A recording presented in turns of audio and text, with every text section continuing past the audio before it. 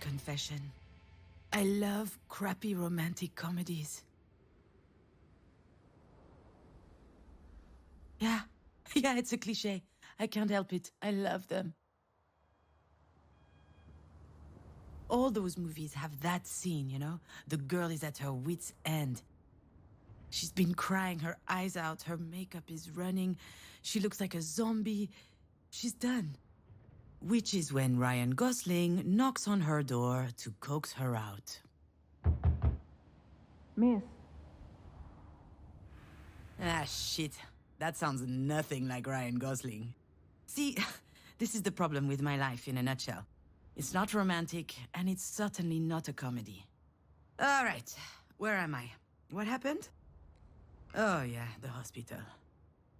I felt woozy, and then really, really hot. And I guess that I fainted? Ah, well, dropped to the restroom floor like a sack of potatoes. No better place for a nap. Are you okay, miss? Oh shit, the doctor. Honestly, not really, no. I'll be alright though. Are you sure? Aha, as if I could be sure of anything. Still, I should probably update my guardian angel. Actually, now that I think about it, maybe there's something I know for sure. If I have to spend one more second lying on this filthy floor, I'm pretty sure that I'm going to vomit. Vomit again, I guess. I'm just a little nauseous is all. I just had a little bit of a moment. A big moment. But it's over now. Sorry, I ducked out. I'm already feeling much, much better. I can hardly tell her the truth, can I?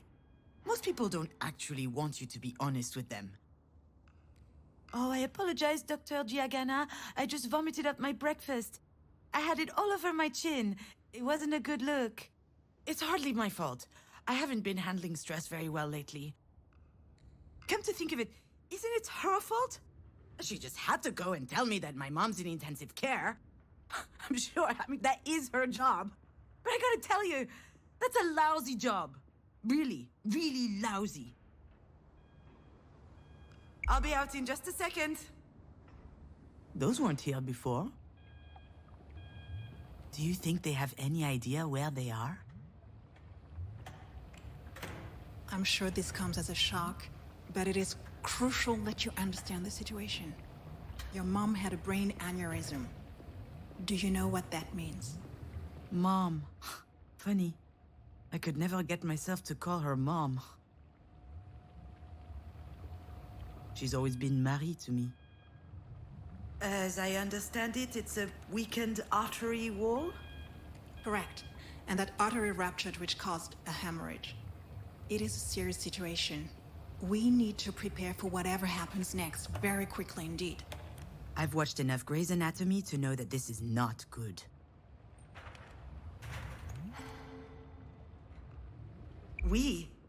I don't know anything about medicine. I work in administration. It's mostly paperwork. I am not going to tell her that I'm a failed screenwriter. She would never take me seriously. Anything related to medical care will be my team's responsibility. But you are her trusted advocate. I'm so sorry, you should be her what aware. now? Do you not remember? This is the reason we called you. We have your name and your number, which means that you signed the release. I have no idea what she's talking about. And since she's not able to express her will, it falls to you to speak on her behalf. But I presume you discussed that when you went through the process, so you must know that there are a number of options to consider. I don't believe it! She put my name on the form without asking me. She must have forged my signature. It's hardly a surprise. She's always done that kind of stuff. But I'm not making any important decisions. The phone call from the hospital, that was a surprise. I'd never have thought anything so serious would happen to her. Anyway, when she's back on her feet, she's going to have a good laugh about this. The idea of me deciding on her behalf. I've had my share of this kind of responsibility, and it didn't turn out well. However, my dear mother doesn't seem to understand. Of course, Jan will have her say, and if we disagree, all hell will break loose. Pitting us against one another at a time like this, that's exactly what my mother would do. I feel trapped, like a fish in a barrel. Oh, come to think of it, I would love that. A 30-second memory, and not a care in the world. Fear me, sharks, for I am the terror of the oceans. That reminds me of the nickname I got during swim class in middle school. Sea Hag. Haters, all of them. I'm sorry, Miss Fortin? Demange. I went back to my maiden name. I'm sorry, that wasn't in your file. Listen, I understand that this is all very sudden, but we don't have a lot of time. We need to focus. We do indeed.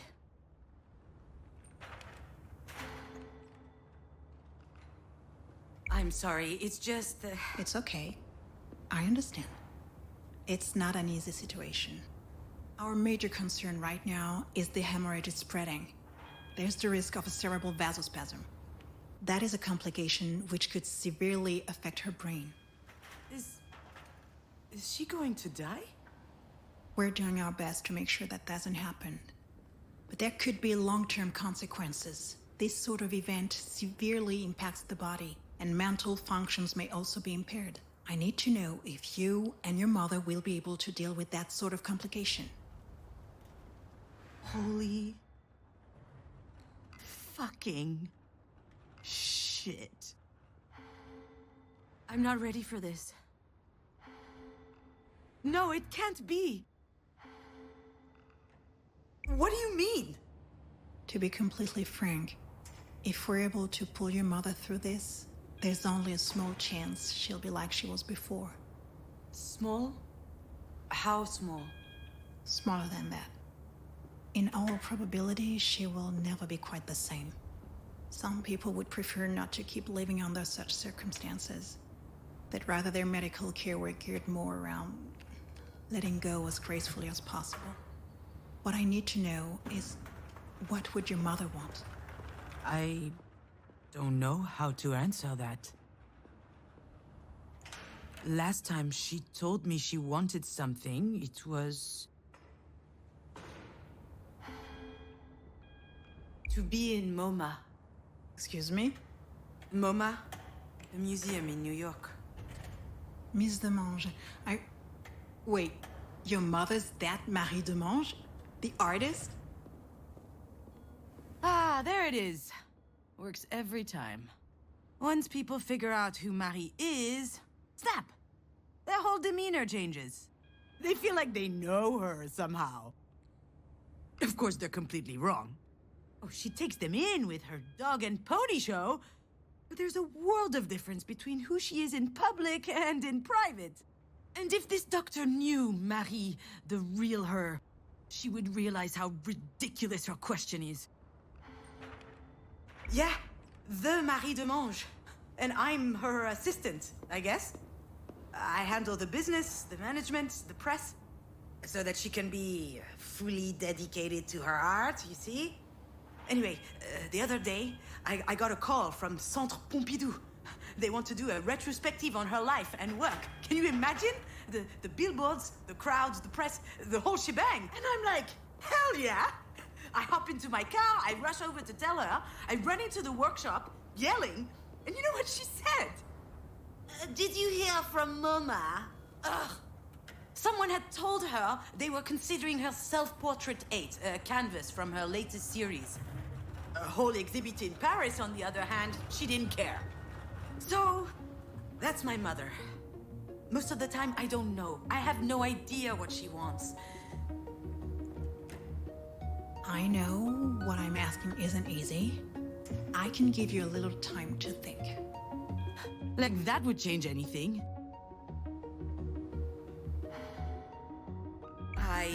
Yeah. I suppose I need to think about it. I'm sorry, I gotta go. I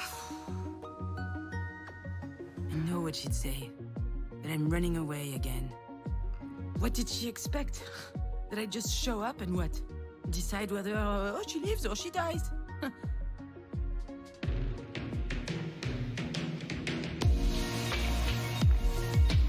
I don't even know how I'm supposed to make it to the end of the day, let alone...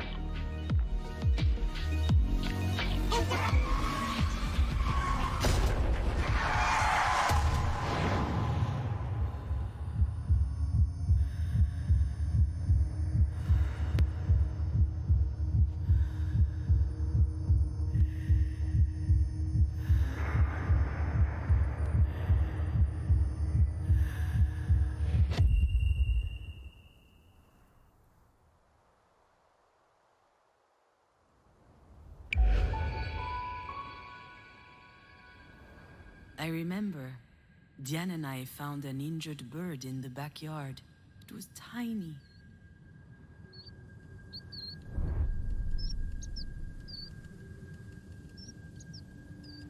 I think it was around the time Marie had set up her new studio in the sunroom. Now that I think of it, that was also my first experience with death. In fact, I also had a really weird dream that night. Something about that day always seemed off. I never figured out why. And why am I thinking about this now?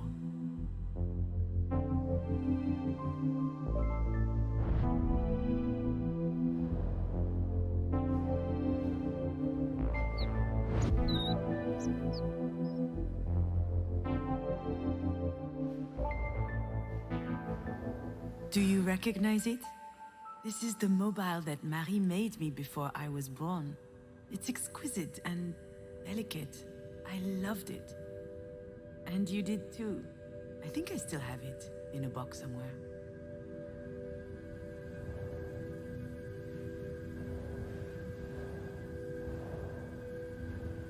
I think I saw a big shadow moving down the hallway that night. I imagined a monster bird was visiting us. For a long time, I thought it was just a strange dream.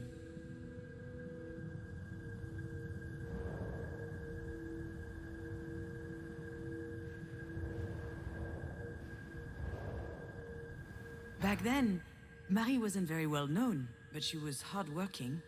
She had just started a series on birds, actually. They were all over the house. She considered them a symbol. And I was very impressionable, so I started to love birds as well.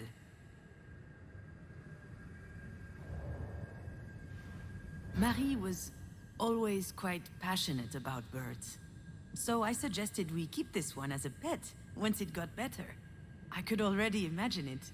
A beautiful cage tucked in the corner of the studio. She got so mad. At the time, I didn't understand why she reacted like that. But now...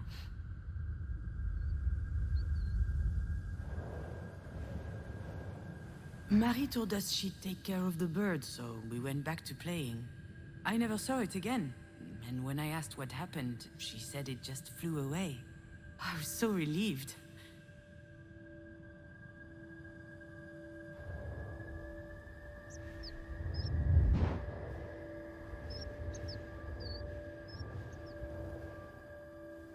Yeah, Diane was so proud of packing her own suitcase. Her father came to pick her up that afternoon. She spent the weekend with him and her stepsister. I was a bit jealous, but also happy to have some time with my mother, just us.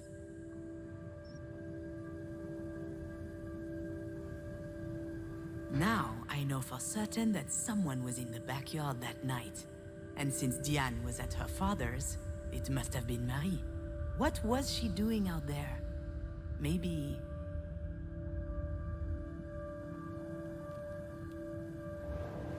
The nest was high up in the tree, but the wind blew it down. The bird was obviously young. It was a big fall. It must have been badly hurt. I didn't realize it at the time.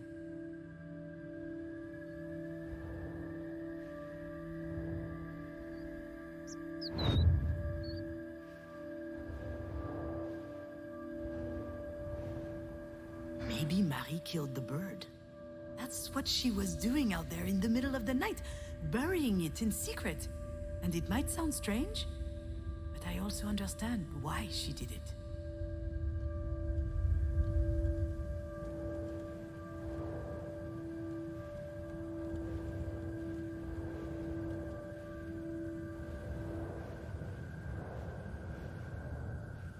Marie is really an astonishing person, you know?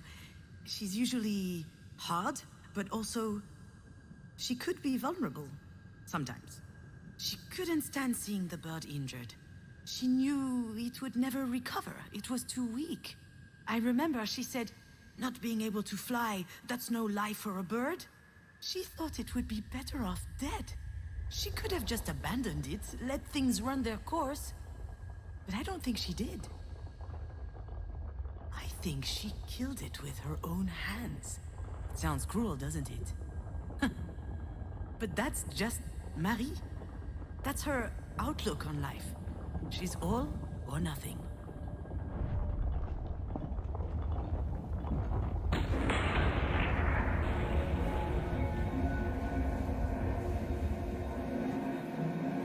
What I need to know is, what would your mother want? I'm not ducking out. Not this time. After all, isn't this what Marie wanted? I think... My legs are shaking. Maybe I'm having another turn. I think I need a sugary drink. Understood. Do you need anything? Well, I need more coffee. But if I drink another one, my stomach's going to declare war on the rest of me. I just can't speak on my mom's behalf. One thing's for sure, she's a radical. She's all or nothing, all the time. I understand. It's hard to contemplate the idea of living with a disability. It's not that, not at all. If we were talking about me or someone else, I would say it's gonna be fine. You adapt, people do it all the time. They have to. Life's too important. I would say that. She wouldn't. I'm not sure that answers your question. She certainly comes across as rather forthright. You don't say. I've seen her on TV a couple of times. My father loves her. She's an extraordinary artist. In her interviews, she's so impressive, fierce even. It must be quite something to be the daughter of someone so talented. I've heard this one before. That's a polite way to say, it can't be easy to have a nutcase for a mother. Yes, it's quite an experience.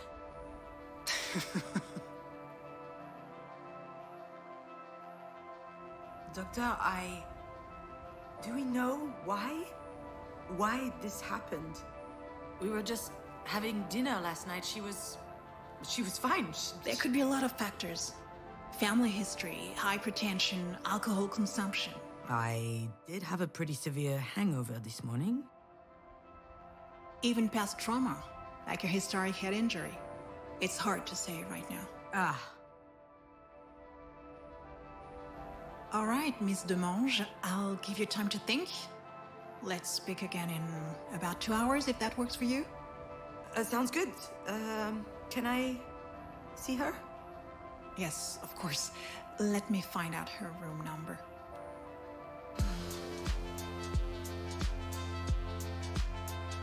I know what I have to do, what I should do.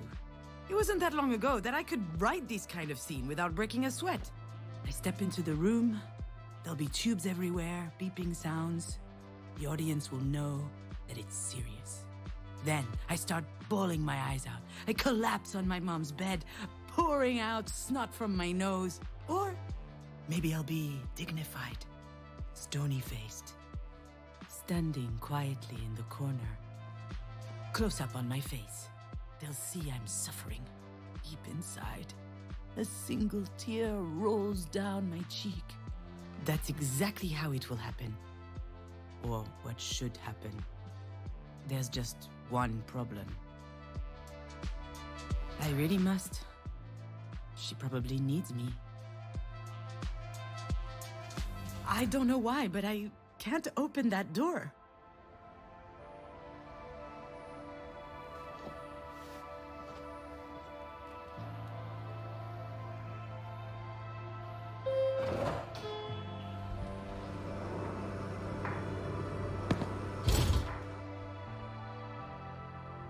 It's always stressful to share an elevator with a stranger.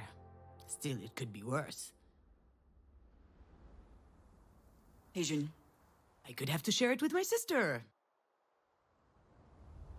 Okay, I'm kidding. We love each other. Love giving each other a hard time. Okay, I love giving her a hard time. For instance. Hey, Didi-doo. Nothing? I haven't eaten yet. My blood sugar's low, okay? Come with me to the cafeteria. Okay. But if you utter that stupid nickname one more time, I'll strangle you. There it is. She had me worried for a sec.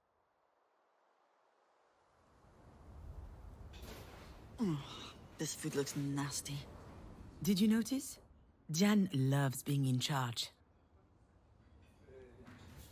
She wasn't always like that. It started when she was a teenager. Some people get acne. She got authority. So, how's work? Scheduling, phone calls, spreadsheets. It's mind-numbing. There's no time to think. That's why I love it so much. How's your script coming along?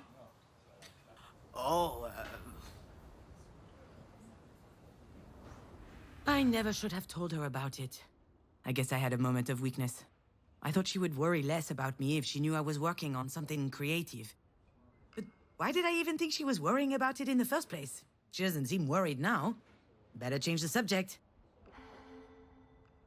And how are you? Well, since you ask, So easy. I was doing good until yesterday. One of my idiot patients up and groped my ass. She's a physical therapist, working with professional athletes.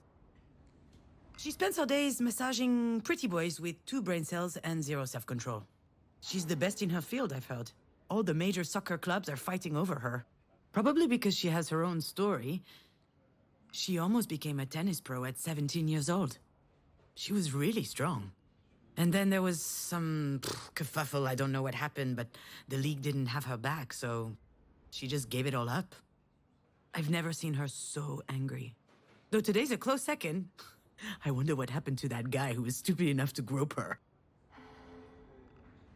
What happened? I handled it with poise, aplomb, and composure. Anyway, he has a broken hand now. Good thing he plays soccer, not volleyball. The worst part is, she's not joking. In other news, this place is so stressful. Everyone's way too nice. It is a hospital, Jan. I know. They should be scowling 24/7. So, I haven't been to see her yet. what are you waiting for? A singing telegram? Sorry, that was uncalled for. This whole situation, it's just a lot. Yeah? Sounds like there's something else. Something else bothering you? No, nothing else. Wanna bet that there's something else? Well, I guess, I did meet with the doctor this morning. She told me about your deal. Between Mom and you. And, to be honest, I was shocked. Were you going to tell me at some point? Ugh, see? I knew that this whole trusted advocate thing would never fly. The only question is, will she believe me when I tell her I didn't know? Given the state she's in, I wouldn't bet on it. Look, I'm sure you're upset. Of course I'm upset. We just found out that Mom might die. Does that mean nothing to you? It does. Of course it does. But it's okay. I'm handling it. You know, I'm perfectly capable of making this decision. Just leave it to me this time? What's going on, June? I'm sorry? Something's wrong. Could be the grapefruit. I read somewhere that it's really toxic. And, No, it's not the grapefruit. I don't recognize you. You're different. Ooh, she wants to talk. Seriously. That's just her way to cope with stress. She needs to dissect things to understand them.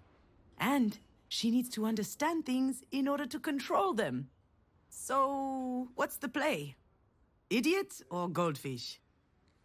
Maybe if I say nothing, she'll leave me alone?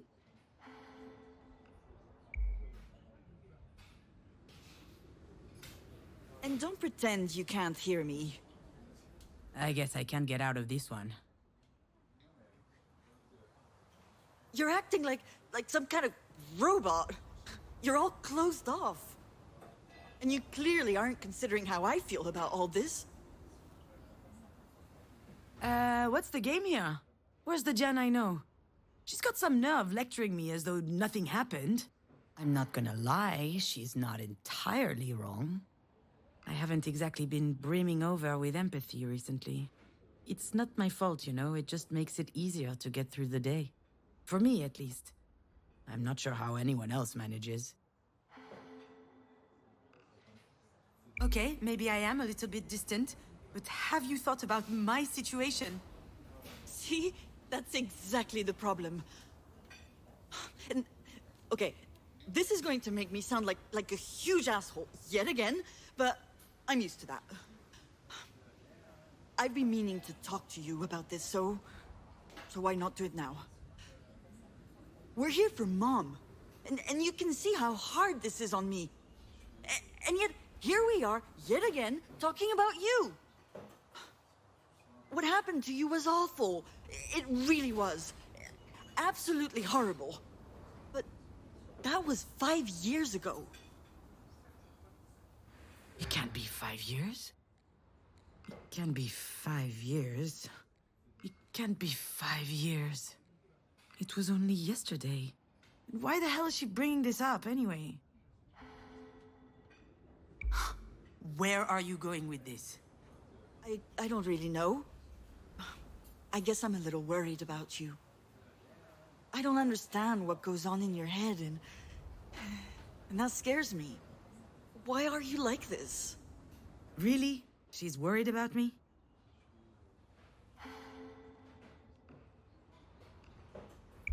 You had to go there, didn't you?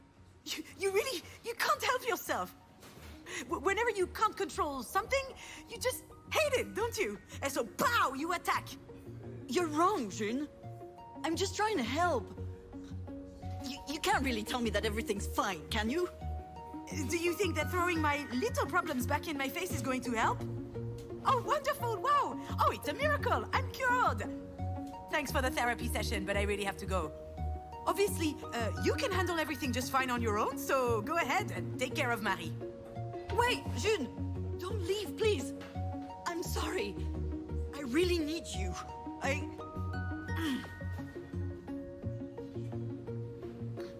really am a dumbass. She really is a dumbass. Should I be honest? Do I have to? I just grabbed the first opportunity to put up a stink so I could get the hell out of there. Of course I'm weird. And I can see how that might freak her out.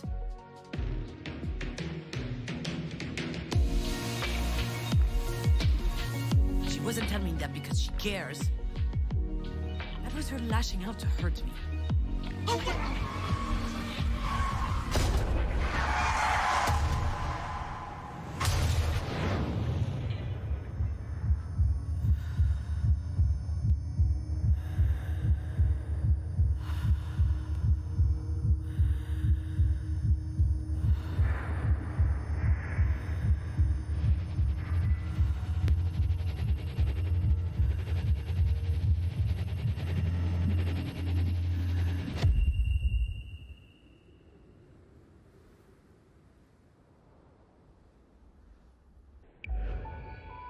You know, Astrid, memory is weird.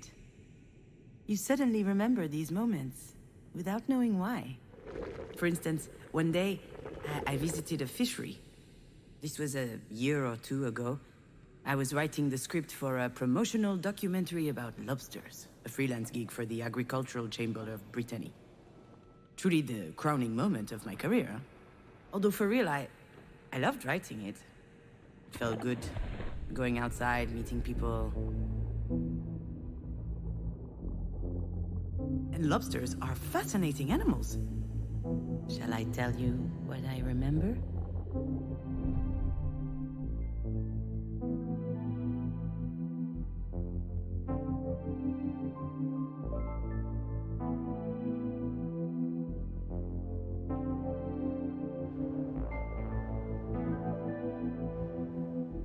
Everyone loves lobsters. Their exquisite and delicate flesh is prized by the finest gourmets. With a little garlic butter, lemon, or mayonnaise, they're delicious. They're on every great chef's menu. Lobsters are a symbol of wealth and luxury.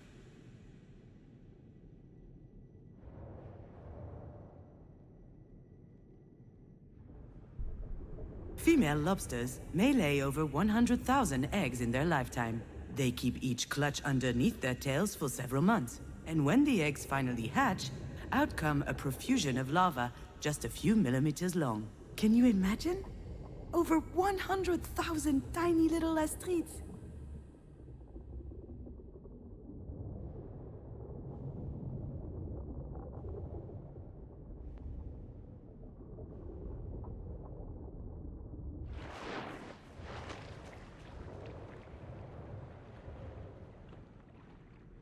Lobsters have a chitinous exoskeleton, a durable and tensile material that protects them fully. This natural barrier is so strong that lobsters have no natural predators. In short, no one can mess with lobsters. Except humans, of course.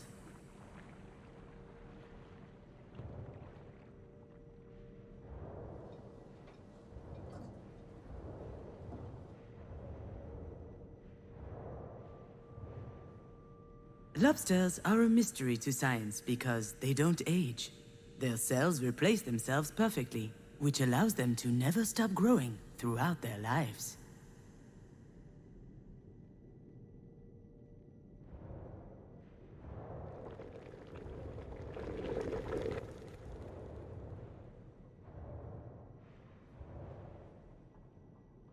That was the official line, the one I got paid to write, but I dug deeper. You can call me a lot of things, but I'm nothing if not conscientious. I learned a lot about lobsters that the Agricultural Council wouldn't have approved of. Ugly truths we'd rather hide.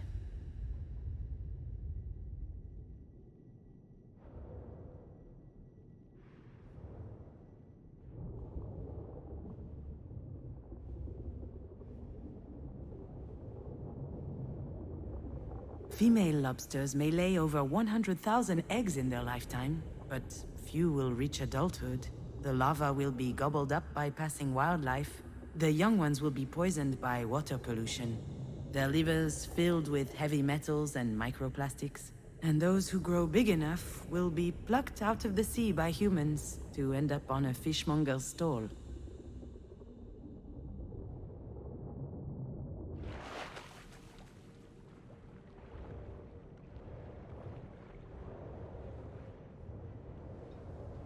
Lobsters have a chitinous exoskeleton, but sometimes they feel trapped in it, so they molt. They leave their shells behind and expose themselves. Until their skin hardens again, the world is full of predators. Carnivorous fish, other arthropods, and humans, of course. Because when they've just molted, when they're soft, lobsters are their tenderest and their tastiest.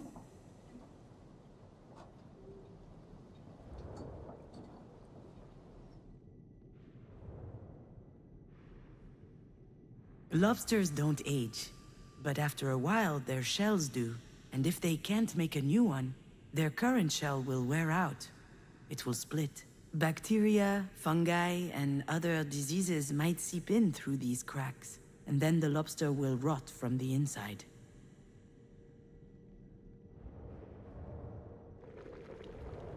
Everyone loves lobsters. But to truly love them, first you have to cook them. And to cook them, you have to kill them. There are two ways, traditional or modern. The traditional way is to chuck lobsters into boiling water. Alive. And wait, their flesh burns, the air bubbles beneath their shell expand and burst their organs. It's horrible. Lobsters don't want to die. But the people who love them don't care about that.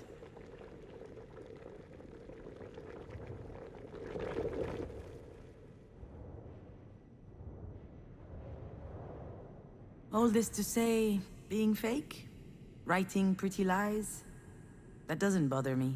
Between my clerical work for Marie and those PR gigs, I learned to tune it out. No one wants to know what's in my head, but maybe you do?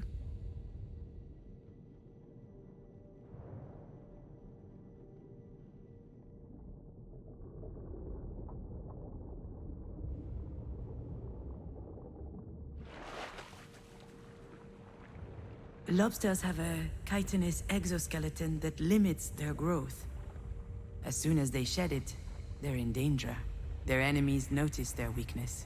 They can smell it, like sharks smell blood. If they can reach a weakened lobster, they'll devour it. They'll tear it apart and feast on its flesh. I don't want to be eaten.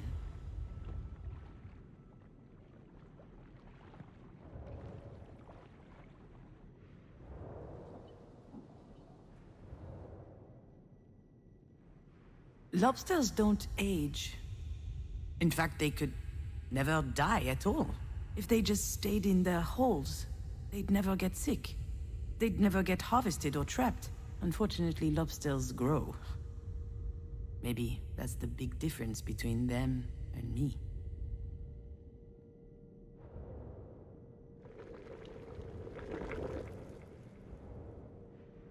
Everyone loves lobsters. And that love is what's killing them. If no one loved them, we'd let lobsters live happily at the cold bottom of the ocean. Lobsters don't need to be loved. Me neither, to be honest.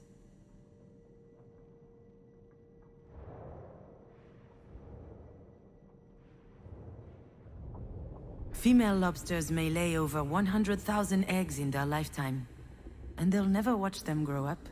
You might think that the sea is salty from all the tears shed by lobster mothers, but they don't cry. What good would all that sorrow do?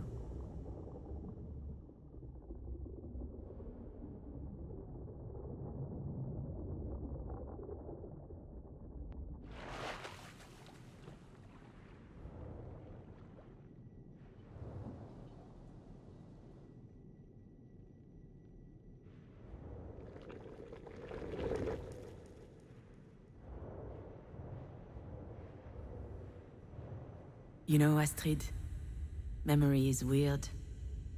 You suddenly remember these moments without knowing why, until you realize it's trying to teach you something crucial. That day, I learned that I needed to be stronger than a lobster, to never molt, to never get eaten, to just hide in my hole, to never cry. That's the only way that I could keep on living after you died, my little fawn. I don't want anything. I don't expect anything. I feel nothing.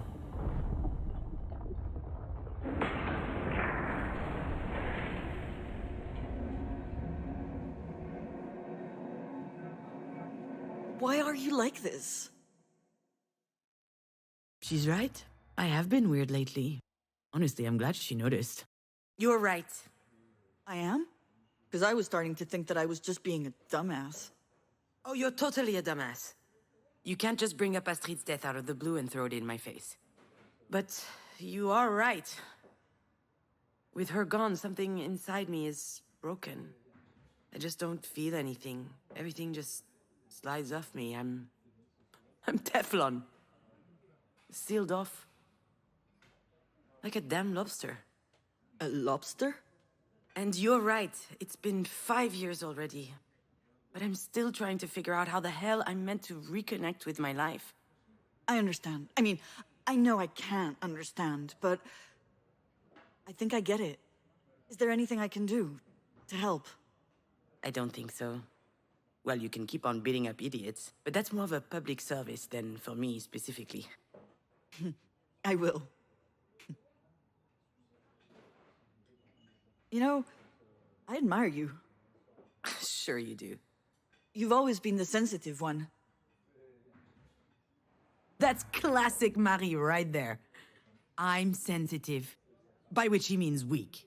Not strong enough for the world. Obviously, I pale in comparison to the formidable Diane.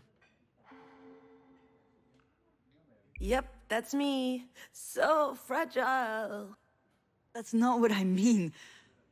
Mom raised us to bite before we get bitten. That was the only way out she could see. And I guess I took her literally. But you weren't like that. You knew how to listen. You got people. You were less scared of them.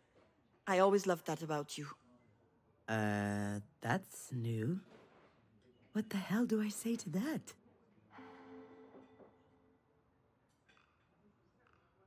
That's the nicest thing you've ever said to me. Yeah, right. Knock it off. I don't know why it's so difficult for us to just talk. Maybe this is why Mom chose you. And we're back.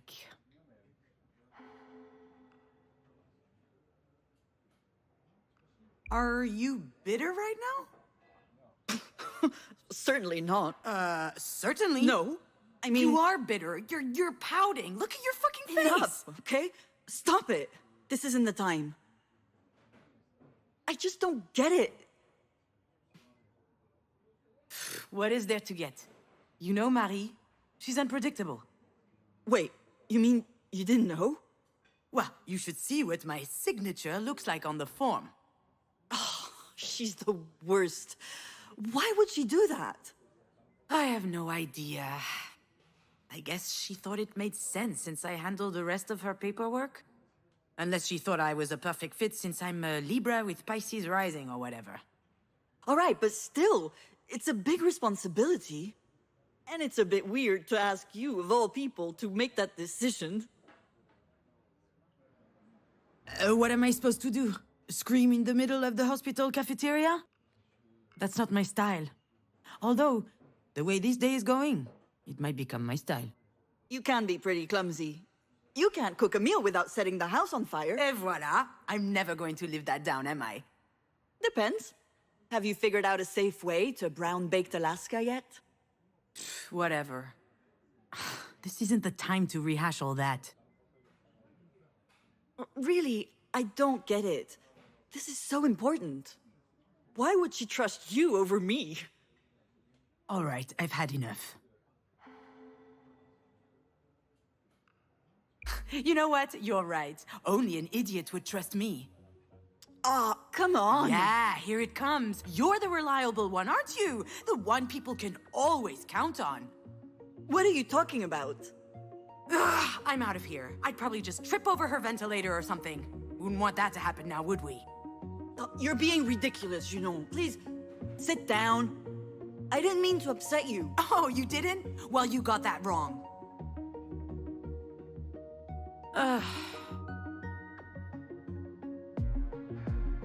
Well, that was embarrassing, wasn't it? I just can't help it. So Mom wrote my name instead of hers on a worthless paper. What does it matter? Dan and I are stuck in this stupid competition. I hate it, but I feel I can't escape it.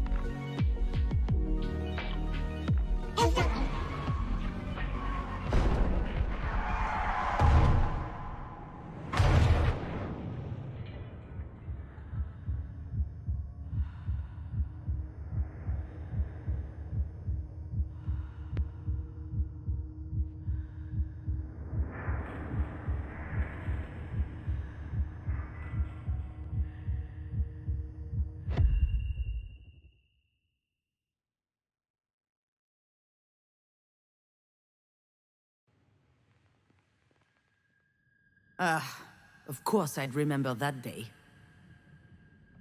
My infamous 25th birthday.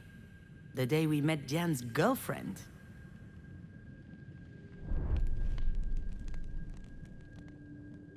The day we danced a little, ate a little, and drank too much. But most of all, the day everyone went home early because I set the kitchen on fire while making dessert. There's plenty about that night I never told Diane.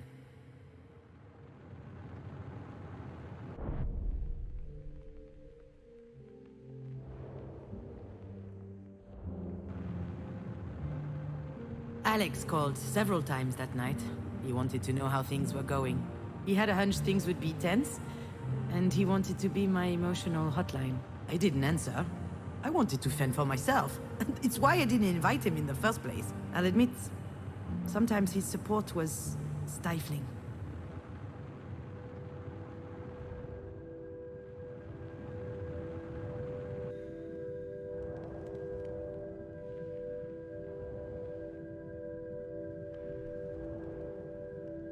Diane always loved being the center of attention.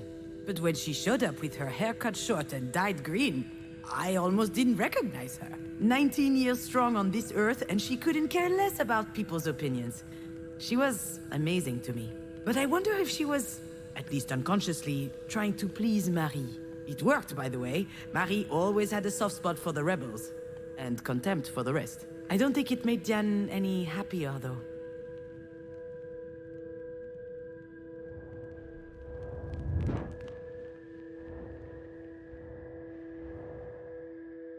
It was the first time Diane introduced us to her girlfriend.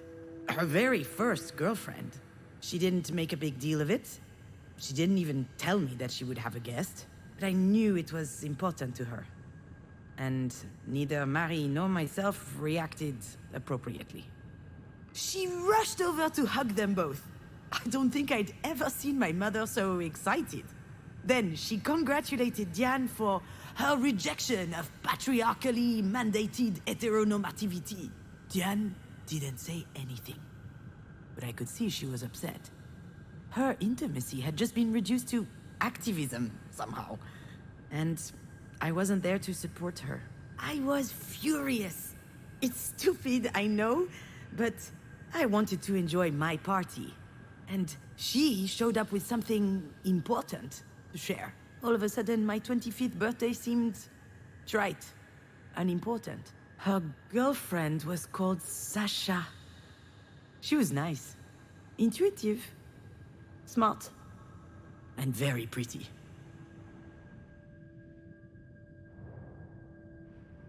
I was quite reluctant to organize this party. It was the last birthday I would celebrate at Marie's. Your dad and I were about to move in together. So I wanted to make it special, to impress my mother, earn her respect, maybe even her admiration. But that would only happen if everything were perfect. The fire made it a complete failure, but to be honest, she'd have found some problem anyway. I wasn't expecting Marie to have a present for me, and yet she remembered. I'll be honest, I was super happy. But as usual with Marie, things couldn't just be nice. I hope you like it because it costs me a fortune. That's what she said when she handed me the bottle. She could afford it too. She wasn't world famous yet, but her career was taking off. And with that, her taste became more and more luxurious. Me? Oh, I was light years away from all of that. I hate whiskey. I hated it then, I hate it now. That's how it works with Marie.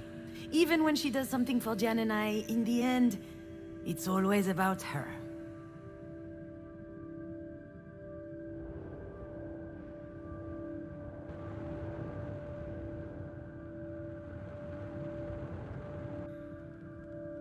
When dinner started, Marie turned on the charm. She laughed loudly, talked a lot, asked all kinds of questions. She has the most unbelievable charisma when she's trying to please someone, you know? And that night, she really was trying.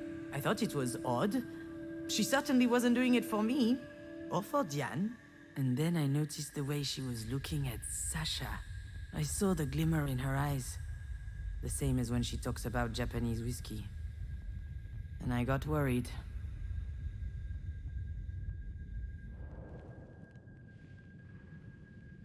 I was so stressed out that night that I started drinking early. Marie loves to drink, so does Diane, and her girlfriend Sasha followed along. Long story short, we got drunk fast. All four of us. We had booze, we had cigarettes, plus the other stuff. I don't have to tell you everything. And after a while, Diane was completely out. She could barely stand. So yes, Diane and I were trapped in this ridiculous rivalry. The choir girl versus the rebel. The meek versus the indomitable. I'm never taken seriously. She's not allowed to show any sign of weakness, and we hold it against each other. But as soon as we lower our guard, we are saddled with the obvious. It's become more intense as we grew in Marie's shadow. We care about each other more than anyone else.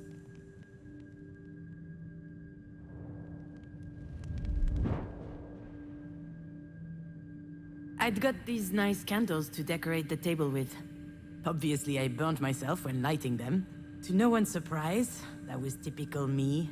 Scaevus, they called me. It means clumsy in Latin. Marie coined that one. I didn't mind. Quite the contrary. In any family, everyone plays a role. You just need to find the one that suits you. And I like being the bumbling, fumbling one. That way, at least, the pressure was off.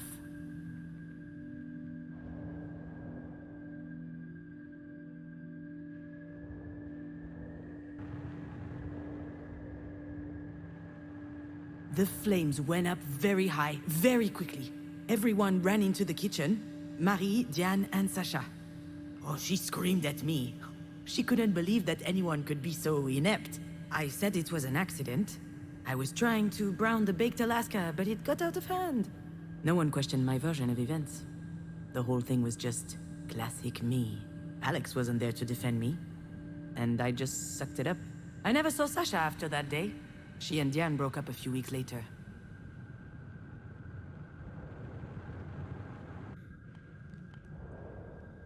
Maybe I was just drunk. Maybe I was imagining things. Maybe I was paranoid. But when Marie invited Sasha to her studio to see the paintings and more, ooh, that raised a flag. She was up to something. She was trying to seduce her. And maybe she could have. I tried to warn Diane, told her to watch out. She was too far gone. I had to do something, but I couldn't face Marie head on. I wasn't strong enough, so I improvised.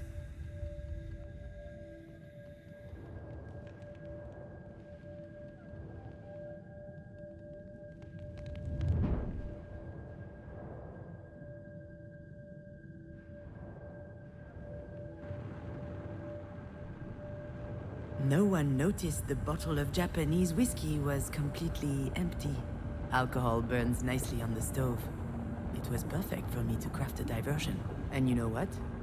I wasn't even that drunk. I was mostly angry. At Marie. At myself. Maybe nothing happened after all. Maybe Marie didn't try anything. I'll never know. But I was scared enough for Diane's relationship that I set the kitchen on fire.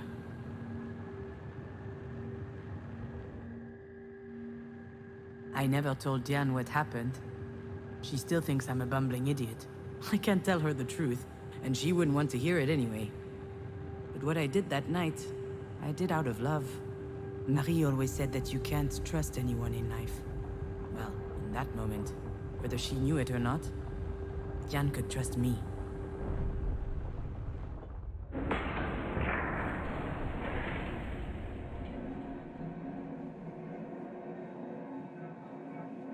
Why would she trust you over me? And here we go again, trying to see who can spit the furthest. But you know what? I'm not playing this game. She needs her sister today, not a fight. You know, I get it. Get what? Why you think of me this way. The chump who keeps screwing things up. I never... I understand because that's my little routine, you know? What are you saying? What's wrong with me? I'm not about to tell her all my dirty secrets. That wouldn't be like me at all. Although I guess this is a pretty good day for confessions.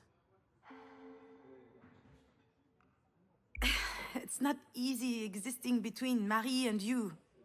Between the overbearing artist and her gifted little go-getter. So I figured if I played the klutzy ditz, I wouldn't need to compete with either of you.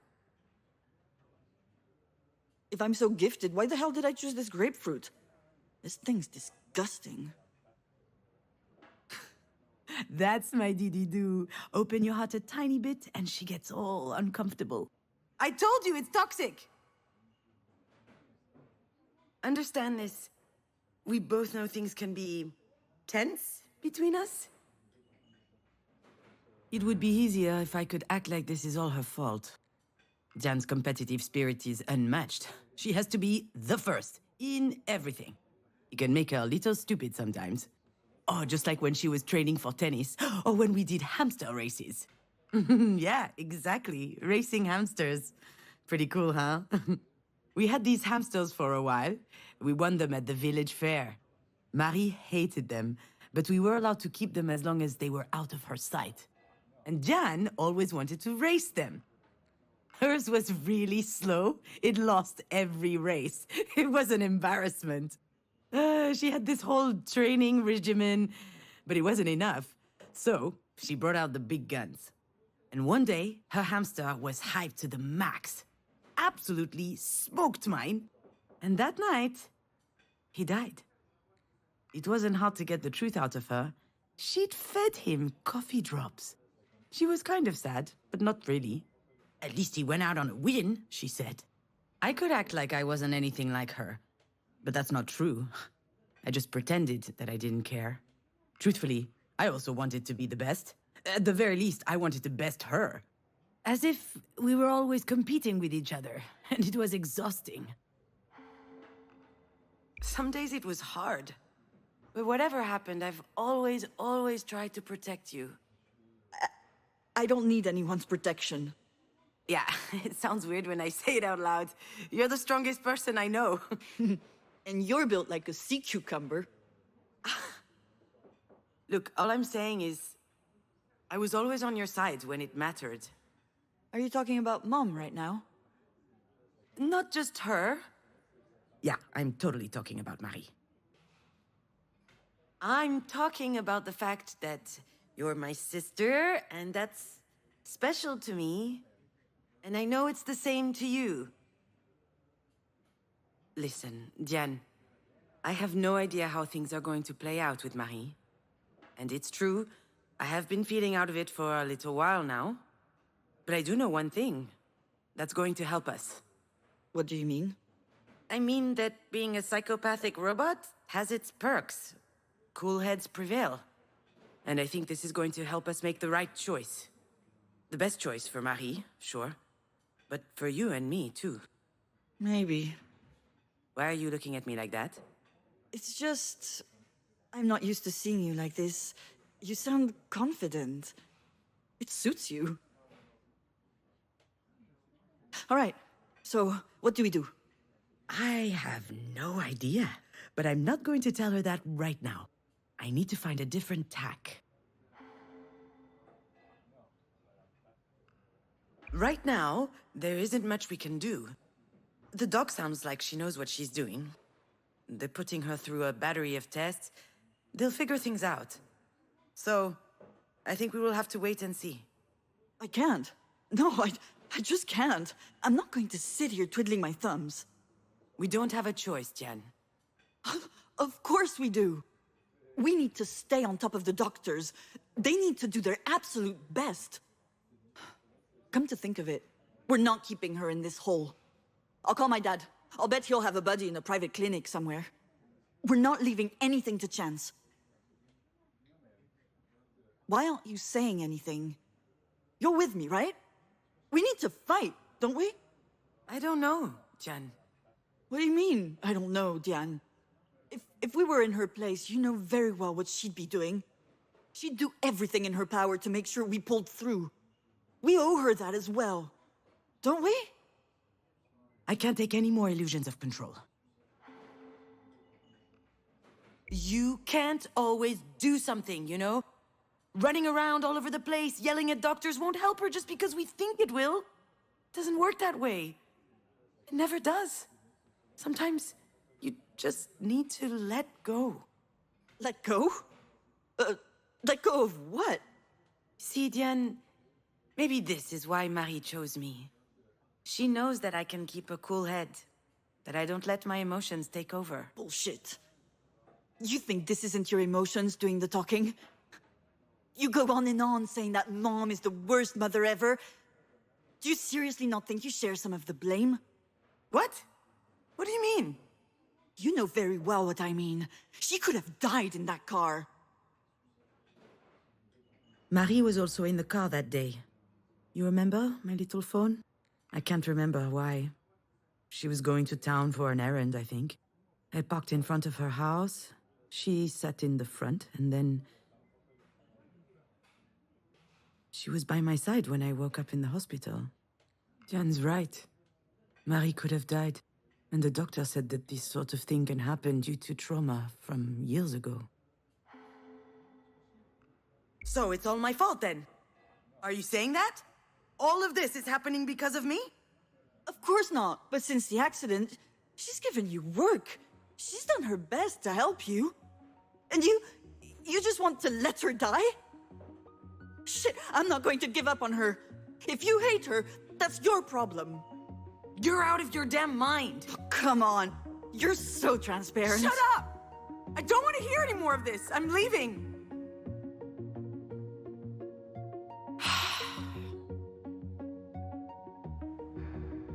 Damn it! Did I really have to go off like that? Maybe she's right. Maybe we should fight, just like Marie taught us. And do I really have to be so angry? Do I really hate my mother? Oh, what?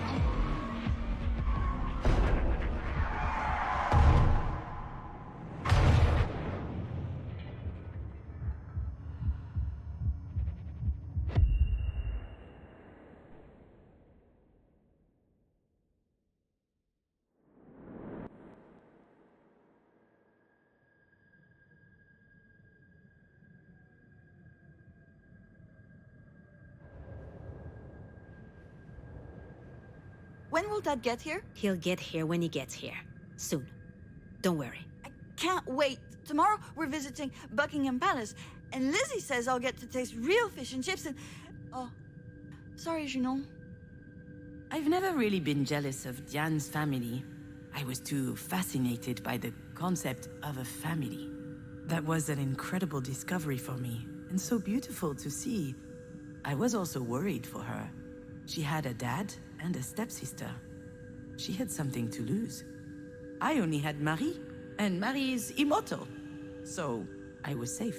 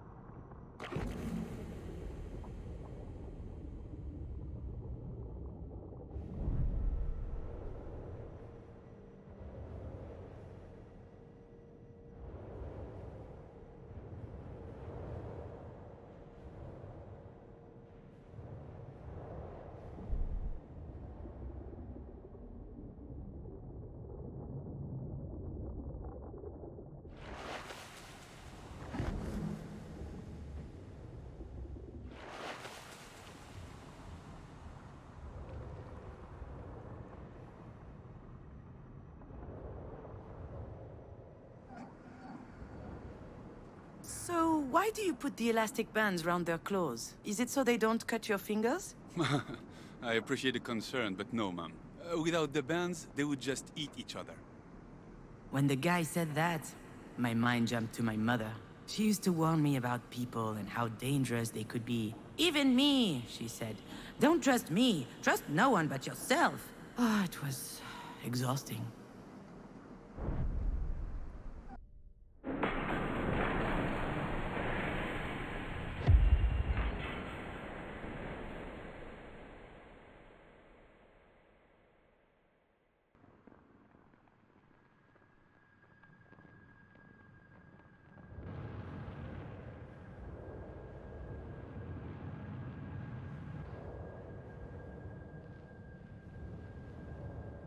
Wow!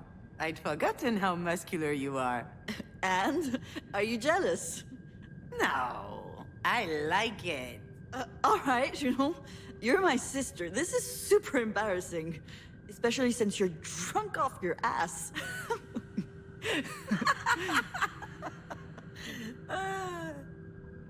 I've always found Diane's presence comforting.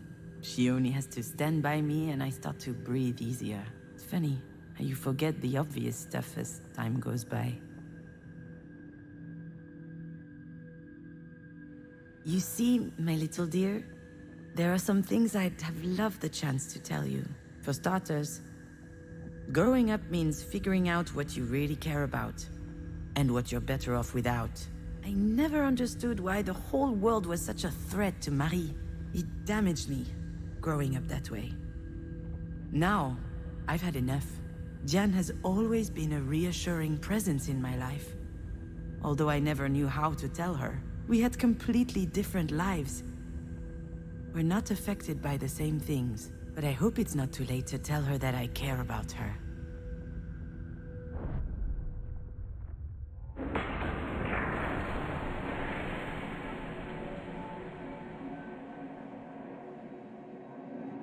We owe her that as well, don't we? She's terrified, actually. My little sister. I need to comfort her. Show her that I'm here for her. That she's not alone. You know what? Right about now, there's nothing we can do for Marie. Nothing at all. But I know this bothers you, and I understand. But that's how it is. It's out of our control. So I'd rather pay attention to what matters the most. Family. And that's what exactly? It's you. You're my family, Diane. What about Mom? Marie is different. That's just how she is. She's... Sure, we're part of her life, but we can't expect much more than that. Marie, she's alone against the world.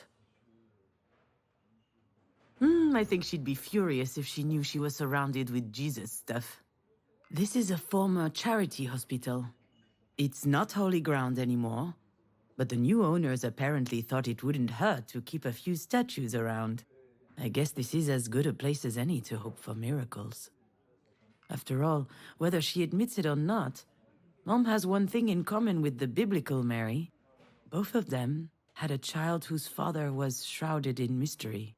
Which makes me baby Jesus? I'd prefer not to end up dead on a cross, though. Well, considering what she's been through. As a kid, I mean. What is she talking about? What are you talking about? How do you know what she went through as a kid? Did she talk to you? Once. One night. I didn't really understand. Her dad left when she was like 12 years old. She basically raised her brothers and sisters on her own. Hold on, what? She has brothers and sisters? I guess so. And she's the oldest. And at some point, she burned bridges with everyone. Forever. Oh, wow. Did I know this? I kind of remember, but it feels like a blur. Have we talked about this before? Did I forget that too? That's not what's important right now. You know, Diane, I don't think that Marie has anyone. Not really. She doesn't want to. She can't. She doesn't know how to trust. True. That is the one thing that's beyond her reach. But it's not beyond ours. We need to trust each other, otherwise we're screwed. You understand? Of course I understand. I've spent years trying to get her to pay attention to me. And I don't feel like fighting all the time. Not against you, anyway. We don't have to anymore. What? You mean, now that she's fucking dying? No, I mean, we can decide to do things differently. We don't have to play by her rules, where everyone's out for everyone. Kill or be killed. I think that's... I don't know. It might be her history, but it doesn't have to be ours. I'm not even sure she even believes it herself, actually. I'd rather believe that there are people I can always count on. And that they can count on me because I love them and I care for them. People like you, Dididou. Is she crying? Sorry. I don't know what's going on with me. I'm scared, you know? For Mom. I don't want her to die. Well, right now, she's still alive. And you know her, she's not going down easy. I don't think you're anything like a lobster. I think lobsters are disgusting. Is that right? Me too, come to think of it. Ugh, crap. What? Is it the doctors? No, look. Alex? You should answer. Are you sure? Are you gonna be okay? Ask me again and I'll slap you. Of course I'll be okay. You're coming right back, aren't you? You bet I am, little sis. I don't know what would have happened between your dad and I if you were still here. Would we have agreed on how to raise you, the kind of values to impart? I think so, at least on the surface. Actually, we had made a deal when you were still... He came up with the idea, if memory serves. We don't contradict each other in front of Astrid. If we have to fight, we do it in private. But that never happened anyway. Your dad doesn't get angry. Perhaps because he hates confrontation. God damn it, Junon. Okay, pretend I didn't say anything, huh? Hello, Alex. How are you doing, Alex? Oh, I'm so glad to hear from you, Alex. Did you take it? I have no idea what you're talking about. I know exactly what he's talking about. I just have no desire to talk about it right now. The house. Astrid's dollhouse. It used to be in my office and now it isn't. And I need it for work. I'm using it as a reference for level design. Can I call you later? Hold on, where am I right now? I guess I wandered into a decommissioned part of the hospital. Ooh, it's kind of spooky. No, you cannot call me later. It's easy. Just tell me if you have it. It will take 2 seconds. Your dad is getting on my nerves. I'm sorry, but it's true. All right, Alex, listen. Okay, come on, keep your cool. Try and be mindful. I have no idea where that house is. And since we're talking about last week, actually, I'm sorry. I shouldn't have showed up unannounced. I don't know what came over me. What does that mean? Wasn't it nice to see each other again? You and I never got to talk about some stuff. The birds and bees, how grown-ups cuddle.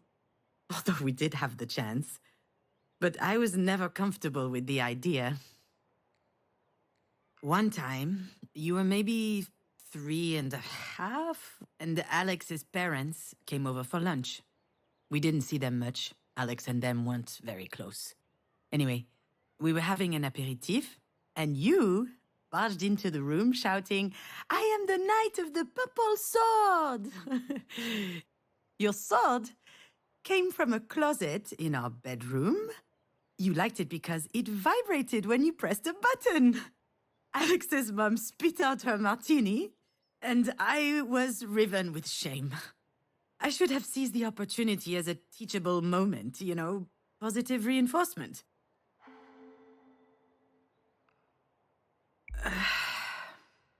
It was very nice. But it was also completely stupid. Don't say that. Why are you saying that? You know why. We can't be doing this. Things are different between us now. They don't have to be. Things could even be better. Stop it. You know I'm right. Deep down, you know it. Everything that happened to us, it helped us. There was a reason. Maybe all of this means we are supposed to come back together, stronger. Bullshit. Why? What about Pauline? Pauline is great. I'll talk to her. It will be hard, but she'll understand. What will she understand? That your crazy ex has suddenly decided to return after dumping you, after she killed your... Don't even go there. That's a really stupid idea, Alex. People don't change. And you know how I am. I do. I've known since day one.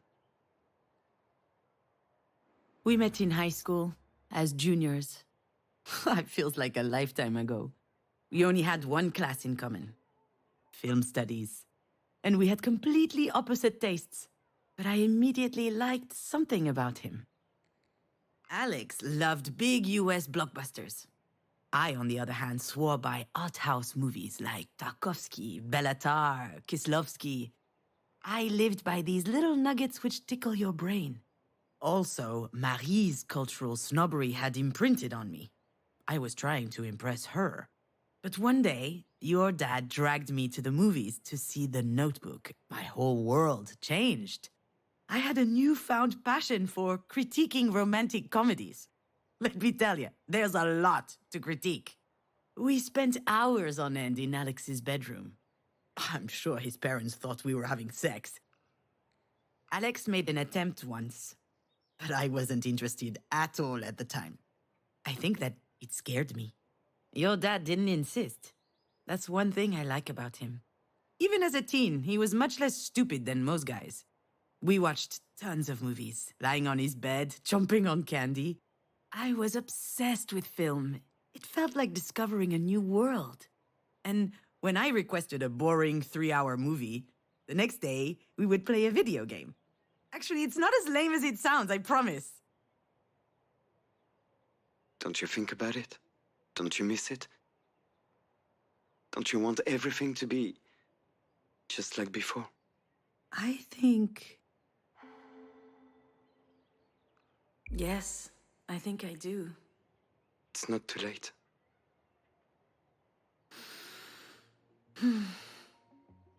You really think so? I know so. I'm on my way then.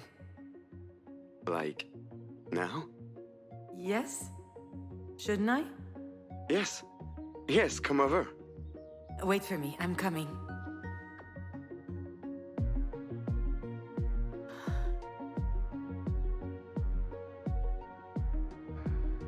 After all, why not? Maybe he's right.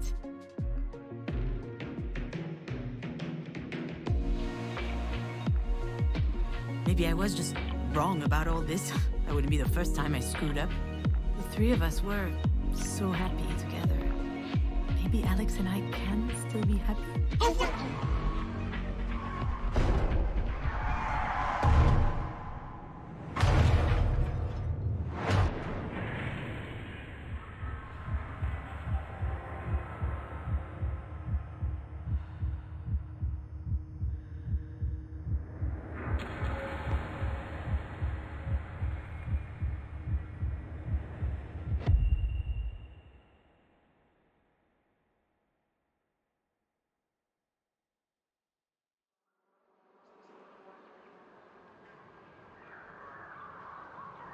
You know, my little phone, in life, you only have two ways out.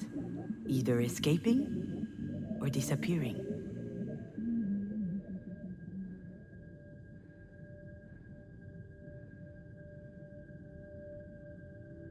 But sometimes, you're unable to disappear.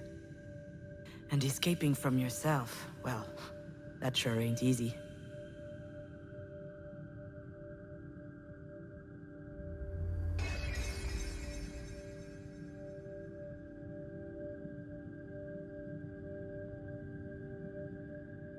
So, when that happens, in your opinion, What's left to do? We can try to find out together if you want.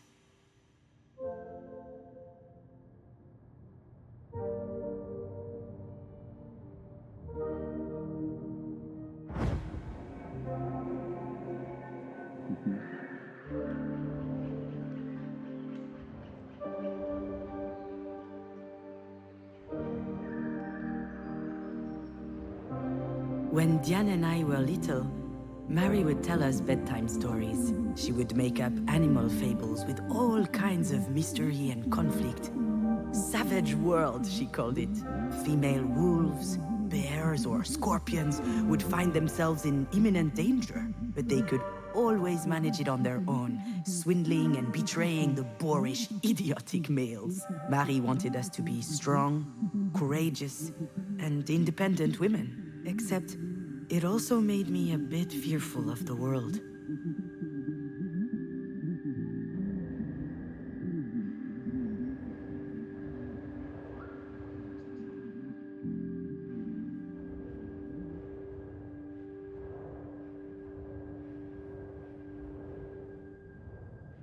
Alex gifted me most of these books. It started as a joke, but as time passed, there were more and more.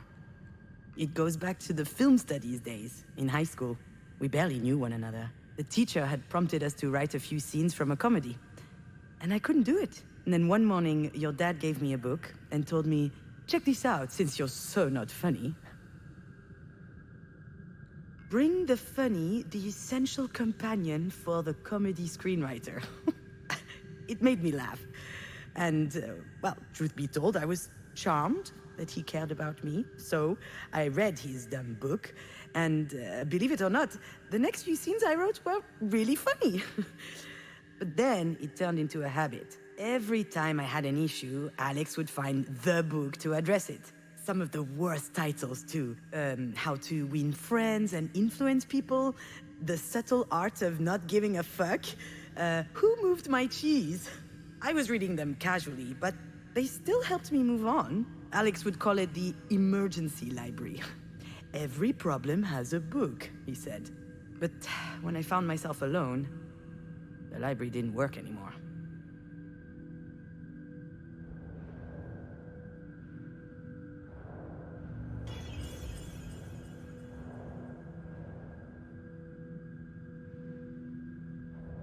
At first, I stayed in the apartment for days. I wouldn't go outside. I barely recognized my own voice when I opened the door for food deliveries. I could have disappeared. No one would have known. Yet, amid the silence, if you listen carefully, you can hear some things. The air traveling through the lungs, the bowels gurgling, the teeth grinding, even a heart beating.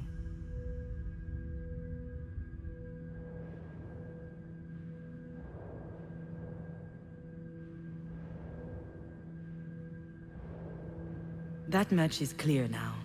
In fact, Alex and Marie are like two sides of the same coin for me. Marie was a model of strength, of courage, and determination. Everyone admires her, but she is completely unattainable. Alex was my crutch, my unwavering support. I came to believe that I would crumble without him. And I was dependent on her as much as him. Unable to manage on my own, but that was before.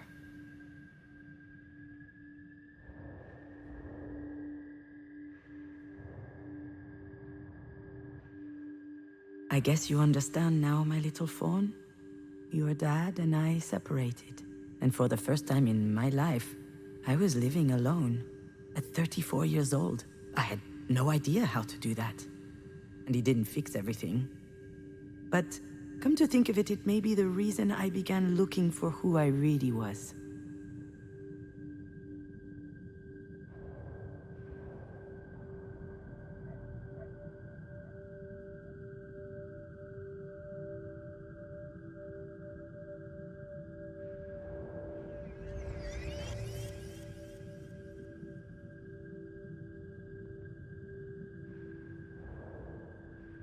I think I just figured out why I love movies so much. When I was a teenager, my life didn't seem real.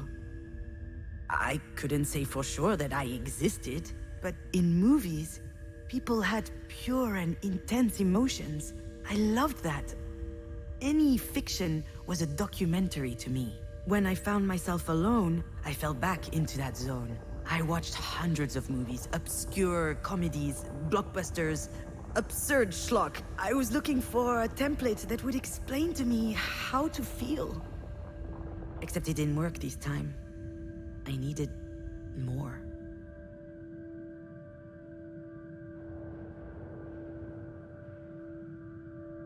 I lived surrounded with cardboard boxes for months. I was unable to open them. It was physically impossible, but it didn't bother me much. I've never been a homemaker anyway. Also, if I had an off day, I could always blame it on those boxes, instead of blame it on the life that was put away in those boxes.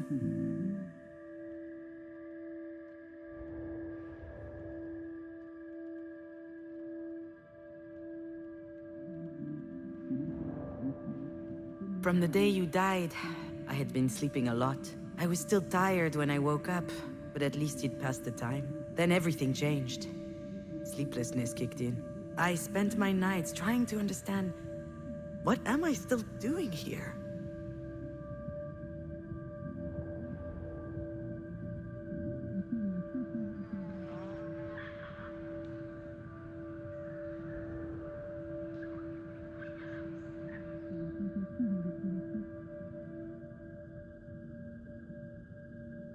Do you remember this cup? Every morning you would drink your hot cocoa from it. I had to take it out of the dishwasher so many times. You wanted nothing else. It was in a box for a while. I thought about it, sometimes when I thought about you. It was there. One day I pulled it out of one of the boxes. I wanted a hot cocoa, and it slipped out of my hands.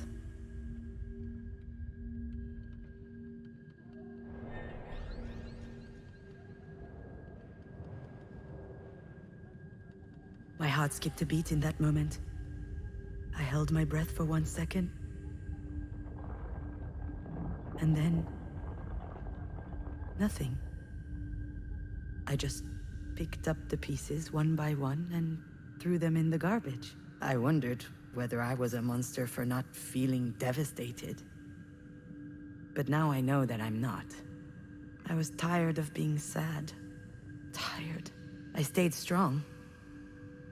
And it turns out that being able to do that changed everything. That day I realized that I was strong, and that I could do it, alone.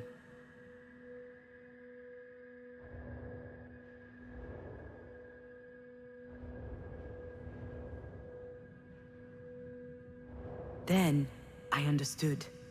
I turned on my computer and I started typing. Not a soap opera episode like I was writing before you died. It was something personal, and I think it was important. A movie script, a beautiful, kind of sad story. It could be a nice feature if I ever finish it one day. I was surprised to feel the desire to write, but now I understand how priceless it was. It allowed me to switch roles. I was no longer the grieving mother, or the young divorcee, or the daughter of. I was writing. I was becoming an author. I was inventing a reality that was just as valid as another.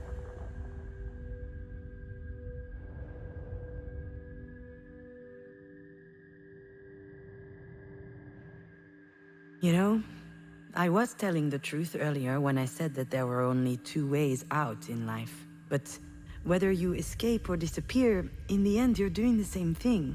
Now I understand that I had to find another way. And complete solitude allowed me to face the void. And to rewrite myself. It was the only way for me to change completely. From the ground up.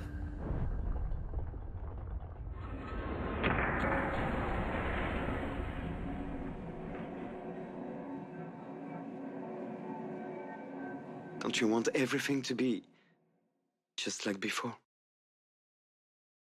Alex and I can reinvent ourselves. I know that we can. But that's going to require a lot more work. I would love for things to work out that way, Alex. Just like in the movies. But the scene when they get back together, the happy end, we all know that's not happening. Too bad. You're at least as sexy as Ryan Gosling. Yeah, and I definitely have better abs. I noticed that the other day. Is that new? See? You're missing out. I'm sorry things ended the way they did between us. I left because I was losing my bearings. And I felt like you were also going off track. You know, trying to convince us that we would be okay. I was trying to help you. That's the problem. You couldn't have. I was too sad. I was unable to listen. I couldn't keep leaning so much on you. I couldn't stand it. I had reached a breaking point. If I didn't make a big change, I would have... But I was not allowed to die. I had no right. So I tried living. All the people who matter to me have something in common.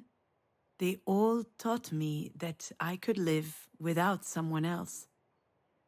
Marie taught me that I could live without a father, that I could exist as a woman in a world created for men. But she never taught me what it was like to be loved. Alex taught me that I could live without Marie. All of a sudden, I was worth more than I thought, and she much less than I thought. But what he loved the most about me was that he could be there for me. I don't hold it against him. We are who we are. He loved me, but he didn't help me love myself. And then you were there, and you taught me the most important thing. You taught me that I could live, even without Marie, even without Alex, even without you. Without you. You know, I changed too. I believe you, Alex. So don't you think it may be a good time to try again? We can't try again if we're strangers to each other. Wow, that's a Nobel Wisdom Prize right there. That's not even a thing. Exactly. You know... Oh, I don't know if I should tell him this, but... I will always love you.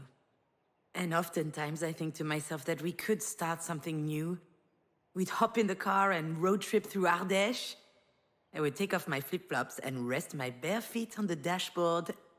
And you would yell at me because that's nasty. That is definitely nasty. Oh, nastier than your damn Tupperware up in the fridge? Nastier than your clumps of hair in the bathroom sink? Probably not.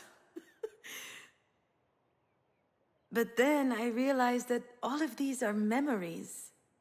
Some are good, many are, but some are dreadful. Those memories with you, they're too much to handle. Which means I don't have a choice. I have to leave it all behind. You understand? Then, what about last week? Look, Alex, I don't want to hurt him, but... That's besides the point. I don't know why I did what I did. I don't even know why I went to your house. Because you wanted to see me. It's true. I'm telling you, I have no idea why I went. Maybe it was out of habit? I think that's one of the reasons why I fell in love with Alex. His way of figuring stuff out has always fascinated me. I couldn't figure out a character's story arc. He figured it out. I couldn't get in touch with producers. He figured it out. I couldn't live without you. He figured it out. Or he tried. I believe that's why I went to see him last week. So he could figure it out for me. Except I didn't even know what my problem was on that day. If only it were that simple. Anyway, it was really stupid, and I probably hurt you. Come on, June, stop that. Last week you were happy. For the first time since I can remember. Oh, what would you know? We haven't seen each other in months. That is true. And it wasn't my call. You're the one who left. And I respected your choice. I learned how to live without you. And you showed up on my doorstep out of fucking nowhere? What am I supposed to think? Yeah, he's totally right about that. I'm sorry, Alex. I truly am. I know you're angry and... I'm not angry. But I was in a bad place. I didn't know what to do. I needed to see someone. Why not your sister then? Or call a girlfriend? Even your mother, for that matter. You came to see me because I know what you are feeling. I understand your pain. Don't you think? No, I don't think so. You don't understand anything. Well, if you really understand, then why do I...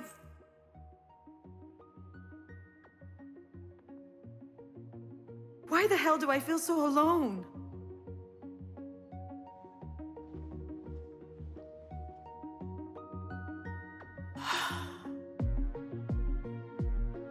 No one can understand what I feel, ever.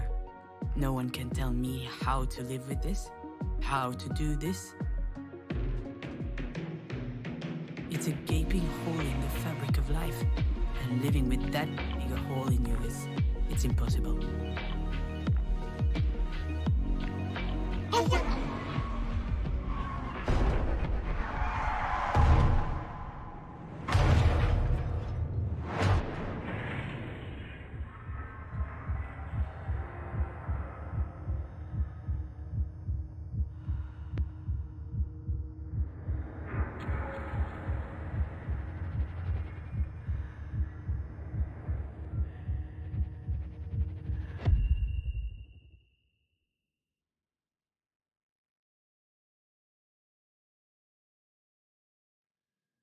Do you remember your dollhouse? Marie gave it to you.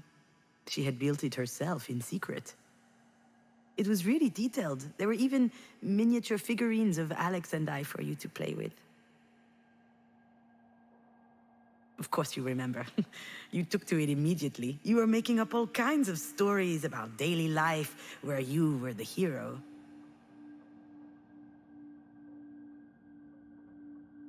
It's true. I did it. I stole your house from Alex and threw it away. I don't know why. Could you forgive me? If I had a really good reason?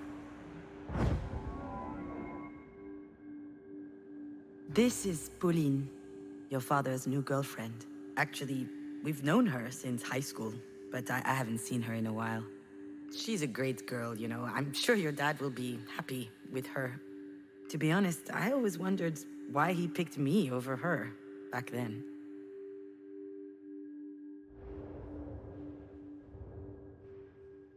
Your dad is still making video games, but he quit the big company he used to work for. Now he's making a game on his own. I don't know much about it. I think it's about you. In a way, every game he ever worked on talked about you. The games you were playing together actually gave him tons of ideas for his work.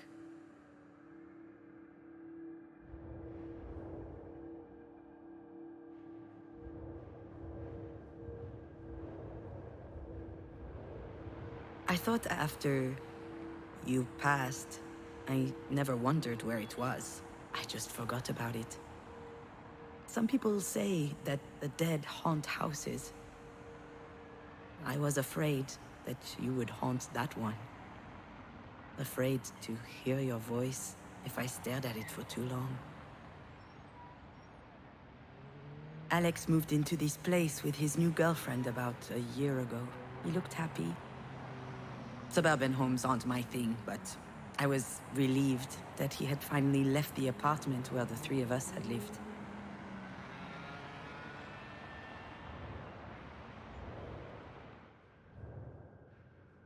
I pictured Alex alone in his office, using his job as an excuse to play with your house. I found that pitiful.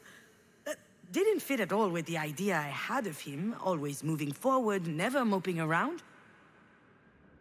And then I realized that maybe he wasn't telling me everything about his feelings.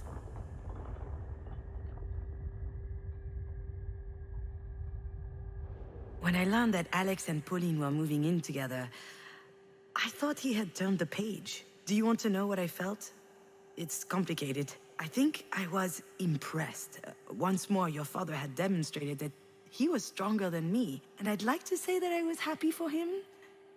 But in truth, I envied him.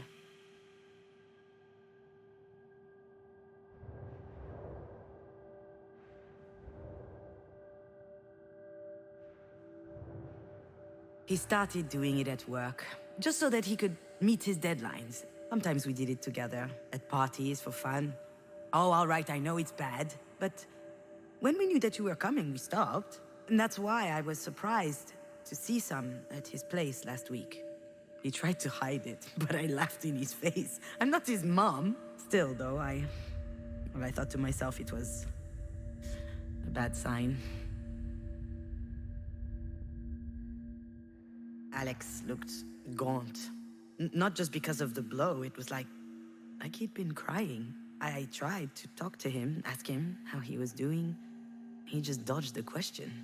So I insisted, but he said he wanted to show me something, and he started a video game. Something called Night Call.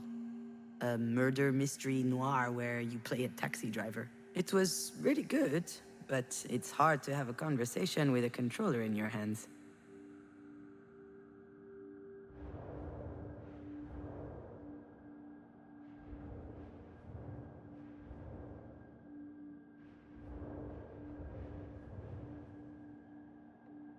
Your father had everything. A new girlfriend, a nice house, his life on track. Meanwhile, I was over here, toiling, slowly crawling out of the hole. And I needed to see him, so he could comfort me. Just like before, I thought he owed me that.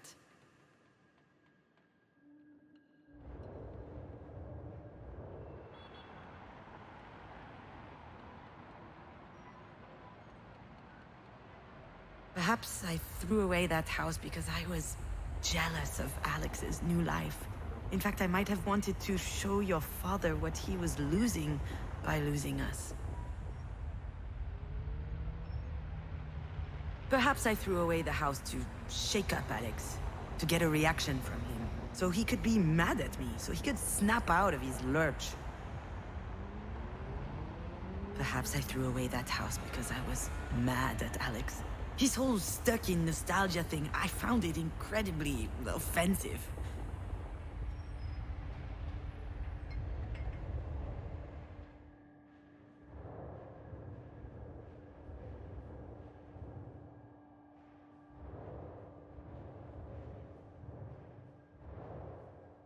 We had a great night in the end. We drank beers, we played, we laughed. And after a while, he asked me what I was doing there. Really, I thought about telling him the truth. But instead, I kissed him. I don't know what came upon me. He kissed me. And more. It was very nice. Much more intense than it used to be before. And it made me want to cry because that was way too late.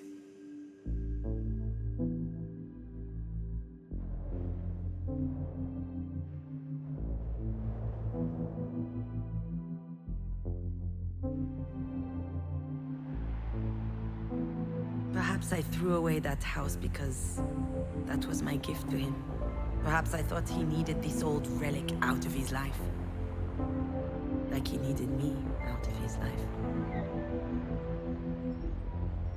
I'm sure all of that contributed to my reaction to a certain extent. I was jealous, a bit petty, conflicted, and on top of that, I was a dollhouse thief. But there was something else, something that really hurt me. and that I'm only understanding now. I was ashamed.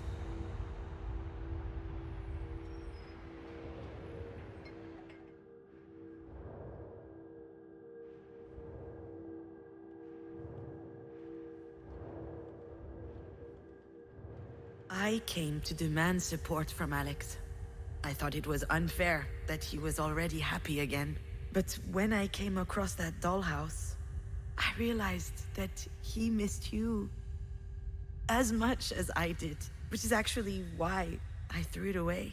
That's the reason. The dollhouse was proof that for years I had been blinded. I was ashamed to only realize now that he too was hurting.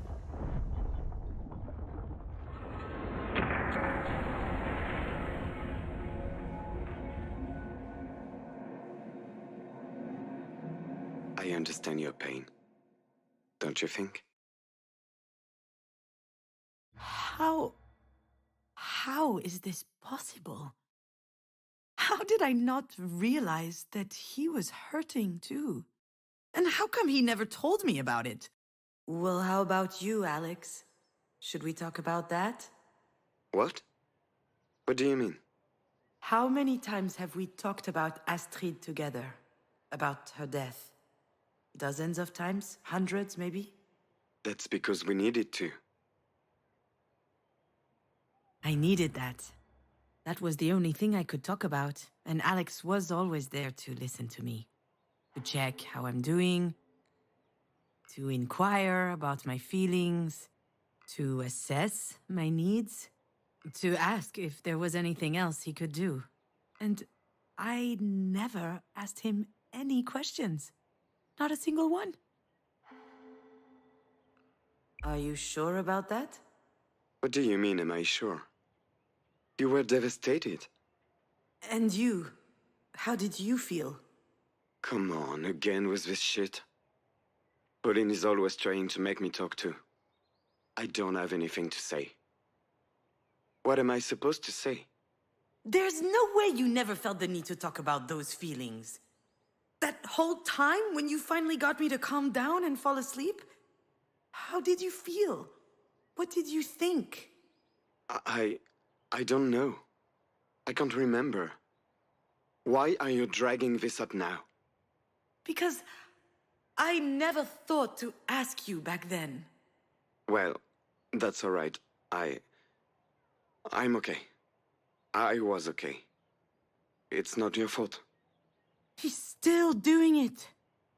He's still trying to protect me all the time.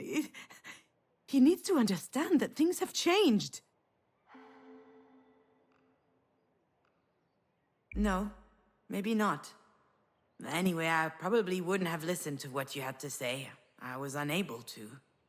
But now I'm thinking to myself that it wasn't fair. You know, I just realized something and I'm so ashamed about it. You're hurt too, and that didn't even occur to me until now. I was thinking about you. Not about Astrid? When I was alone at night, I was thinking about what I needed to do to help you get better. That's all I thought about. You needed me. That kept me going. And now that you're no longer here... I lived in fear of everything for a long time. Fear of making the wrong choice, fear of making mistakes, fear of not being good enough, not smart enough. And Alex was an antidote against all these fears. He was acting like he didn't have wounds of his own. But I knew that he did. One day, for instance, he told me about his parents. They love each other the same as ever. They're very good together. For them, having a child just came as a natural step to their relationship.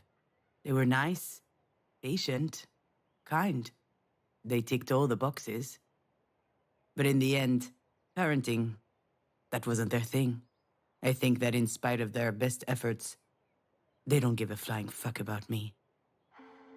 Maybe that's the reason why he, on the other hand, cared so much about us. Maybe your hugs and my kisses were the things that helped him cope. You can take care of yourself. All this energy you expended for me was admirable, but it was also holding you captive. You're free now. Free from what? Free to face your own emotions and deal with them, to heal your own pain.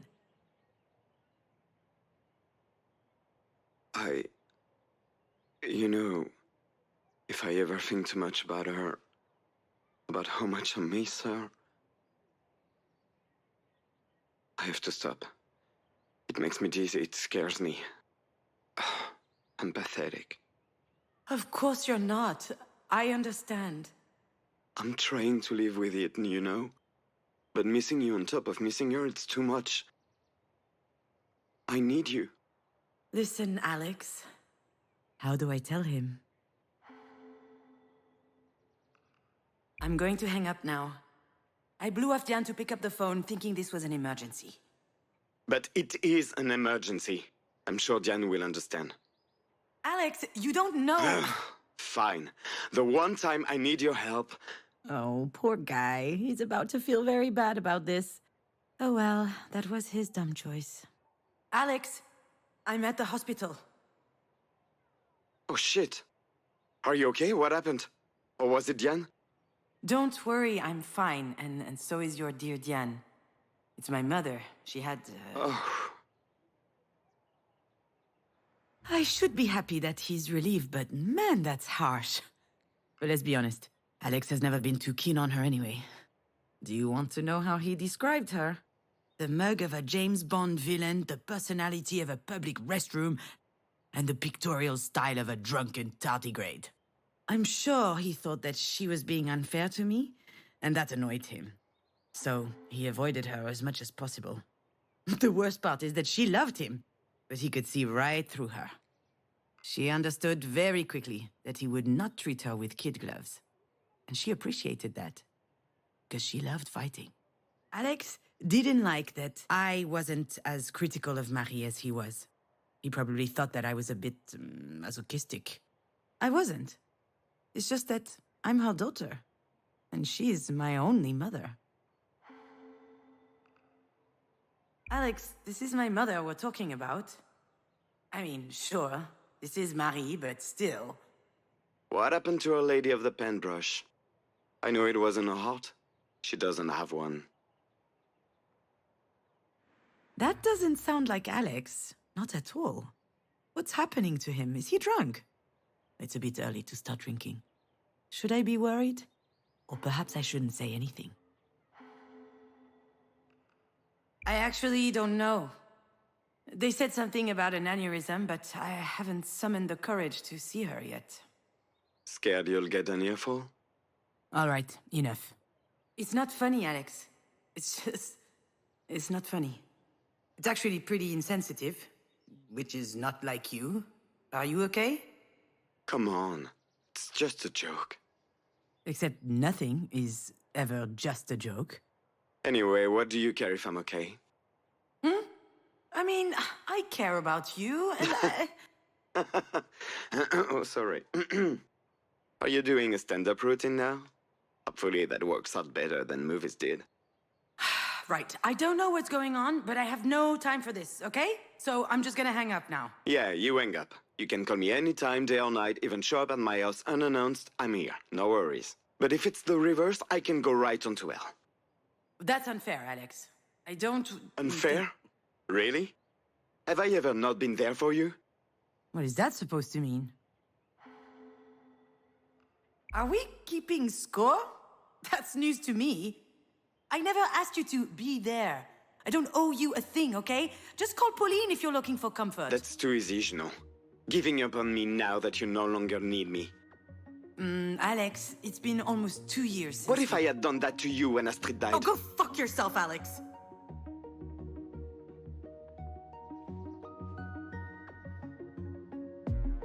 Ugh! What a dumbass! How dare he bring you up in the middle of all this? He never forgave me for what happened, but he's too cowardly to tell it to my face. He's right, though. I don't know how I would have managed if he weren't there when you... And on top of that, I hold him responsible. I guess I'm an ungrateful bitch, huh? Oh, what?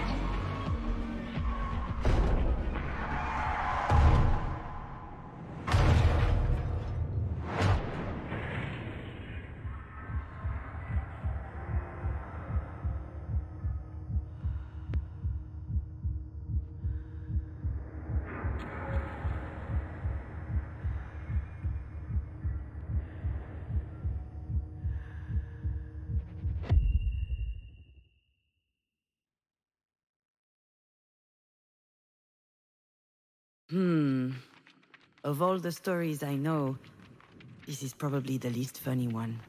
Although it's not like any of these has been particularly fun so far. But sometimes, well, thinking back about darker things does help shine a light on them. And actually, I think this one ends well, all right? I'll tell you this story.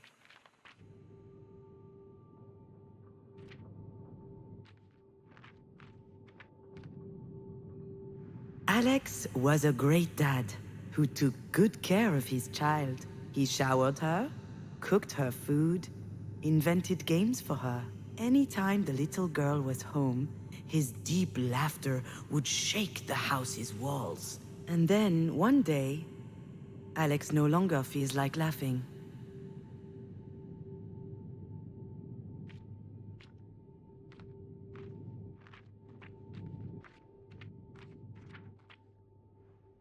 Astrid was both a little girl and a very big girl. When she turned 4, she decided she would brush her own teeth. She was so eager to grow up. And then one day, Astrid disappears.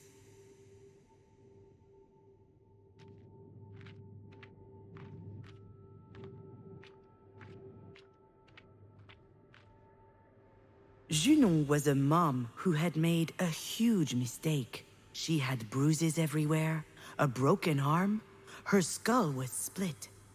It wasn't a pretty sight, but Alex didn't mind and still took care of her. Junon was quite sure that she didn't deserve it. And then one day, she gets better.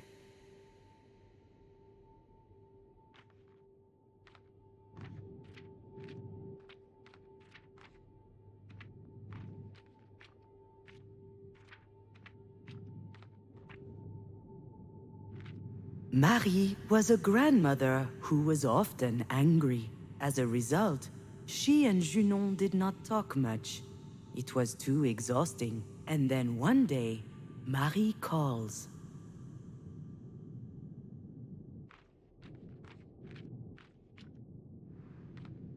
Time passes, but a big little girl doesn't just disappear.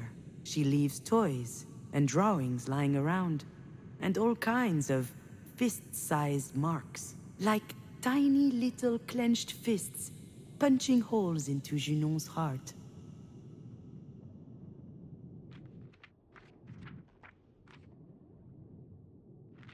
Time passes, and the phone rings.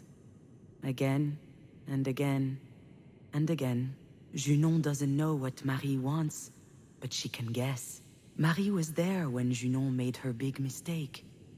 And if Junon picks up, they'll have to talk about it. Junon can't forgive herself. So the phone rings, and nobody answers.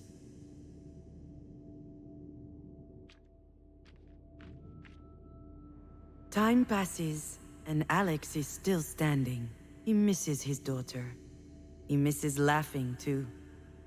But he doesn't show it. He's taking care of everything. He cleans up, he cooks, he washes. He wants people to know that he won't crumble down.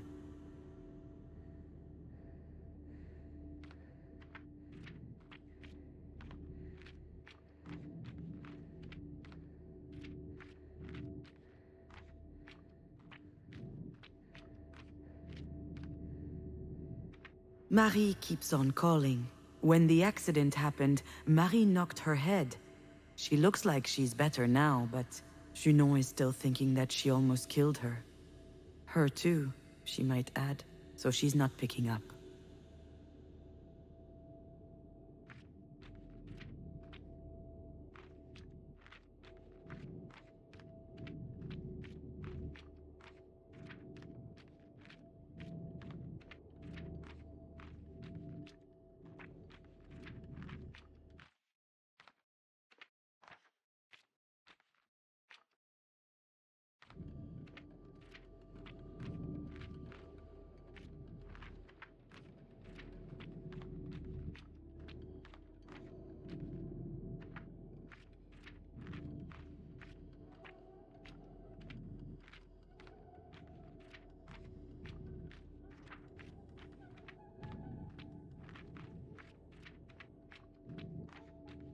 Time passes, and Junon's body fixes itself.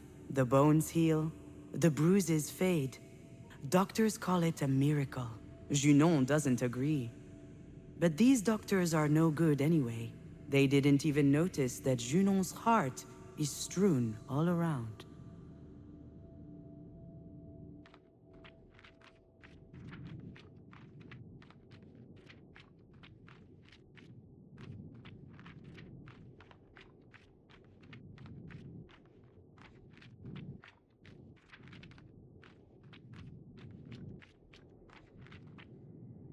One day, Alex puts away every hint of Astrid into a big box.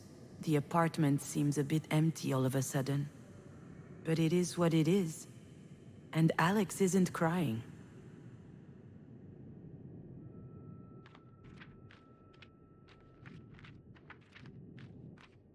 Alex wants to rescue Junon from her sadness, wash her hair, cut her nails, spoon-feed her. He wants to be the guy you can rely on, to walk back home when you're tired. But today, Junon is not walking back.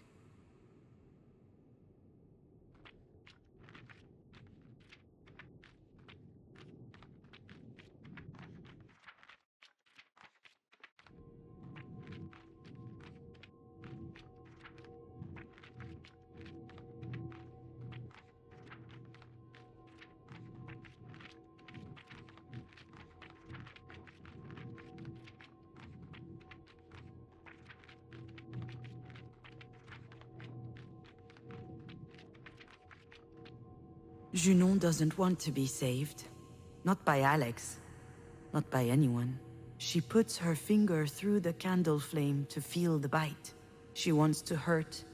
Just like that time. Broken bones and ripped up flesh. She's angry that her heart is still beating.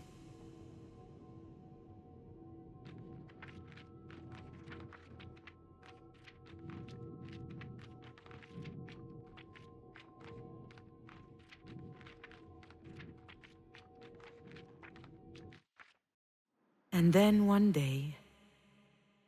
Are you sure you want to know the rest of the story, my little fawn? I hadn't prepared anything. I was just going to wash up. I had closed the door, taken off my clothes, turned on the shower, and I started crying. I couldn't stop. I couldn't go on. I had medicine for my broken heart. And I decided to swallow it all. Your toothbrush was on the edge of the bathroom sink, which made me think of my very big little girl. Her smile full of toothpaste. I thought that maybe I too could give it a try, but I had forgotten how to. I put those little pills in my mouth, and they tasted funny on my tongue. I just needed to swallow them. And right at that moment, the phone started ringing.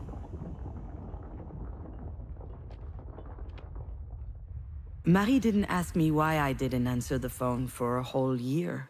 She started talking as if nothing happened. I was crying too much, I couldn't answer. So she told me she could wait. And she waited until the last tear was shed. And then she told me something she had never told me. Perhaps one day I can tell you exactly what it was. But, long story short, it meant she loved us very much, you and I. In that moment, I felt like an enormous weight was lifted off of my shoulders, as if she had given me the most beautiful gift. And then she changed the subject, as she does. She had a proposal for me. Her career was taking off, and she needed someone to do the clerical work.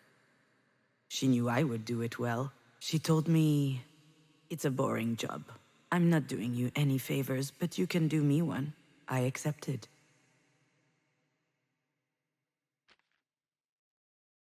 Alex never learned what really happened that day. He panicked because he could no longer hear me, so he broke the door. But he was too late.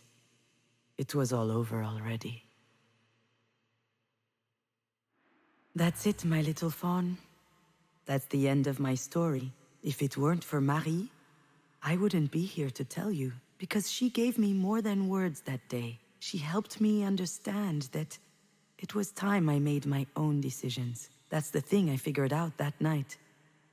And it changed me for the better. I would no longer rely on others to save me. Not on Marie, not Alex, not anyone else. I couldn't live like that. Not anymore.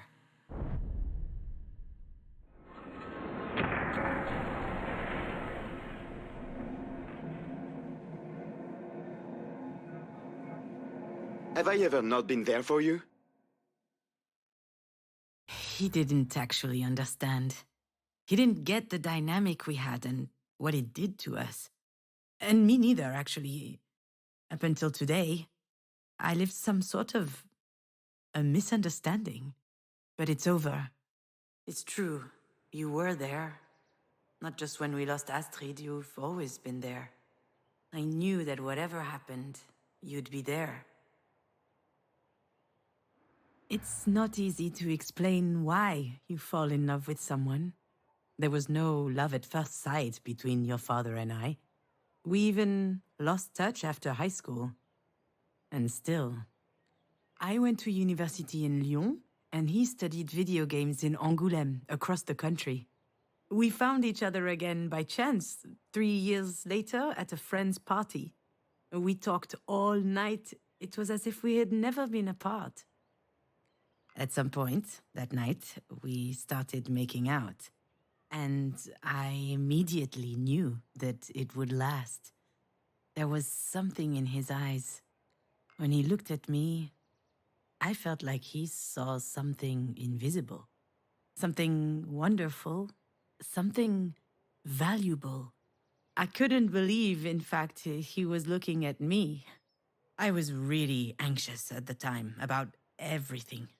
But when I woke up at his place the next day, for a brief moment, the oppressive feeling had disappeared. It happened again when I saw him the next day, and the day after, and then after that, every time we met. In spite of the distance, I felt like I was taking drugs, and it was really good. And I loved it. I didn't have that growing up with Marie. I felt like you believed in me. You're the only one who made me feel this way. You and Astrid. Yes, you too, my little dear. I believe in you. I know. Being with you was a gift. But it had to stop. After Astrid died, You see, my little fawn? Even when you're gone, you're never very far. That was the trigger, yes. When Astrid died, I did what I always do. I leaned on you. You would have the answer. You would know what to do. But now, though, I understand. This whole time, your poor dad was fishing out corpses. Not literally. Don't worry, I'm not going crazy. It's just, it reminds me of this story I read while doing research for a screenplay. The story of a guy named Wei Peng, a farmer in the Yellow River Valley who found himself a unique occupation. His cabin is 20 kilometers downstream from Lanzhou, an industrial city that attracts poor folks looking for work. And their life is so terrible that a bunch of them are committing suicide. Lanzhou is mostly known for its thermal plants, its factories, and the highest level of atmospheric pollution in all of China. That said, there are cities like Lanzhou all around the world. Every morning, Wei Peng grabs his pitchfork, pops into his small boat, and he searches the river. He's looking for bulky and soft lumps. Most of the time, they're goat carcasses. But every now and then, he finds humans. When Wei Peng manages to identify the body, he sells it. Otherwise, he buries it. Between 500 and 5,000 yuan, depending on the client. I understood why people paid him. It's a horrible feeling not knowing what happened to a loved one. They were purchasing more than a mortal coil. They were purchasing peace of mind. But I didn't get why Wei Peng did it. How can you live with this job? Then I reached the end of the article. His own child died in that river. A kid your age, trying to retrieve a ball in the water. Wei Peng didn't know how to swim. He couldn't do anything. And now I understand Wei Peng. Just as I understand Alex. Some people find it easier to alleviate other people's grief than to deal with their own pain head-on. Maybe that worked for you, being in that position. As long as you were taking care of me, you wouldn't have to think about yourself. Or about Astrid. Maybe I never thought about it that way. Me neither, you know, I only understand this now. Okay, then. Why? If I thought I was helping you, but actually hurting, why did you come back to see me? I really shouldn't have. I don't know what came over me. I was happy to see you again. Of course, I liked it too. But it also felt like a farewell. Last week to me, that was just like before. Alex? Are you still there?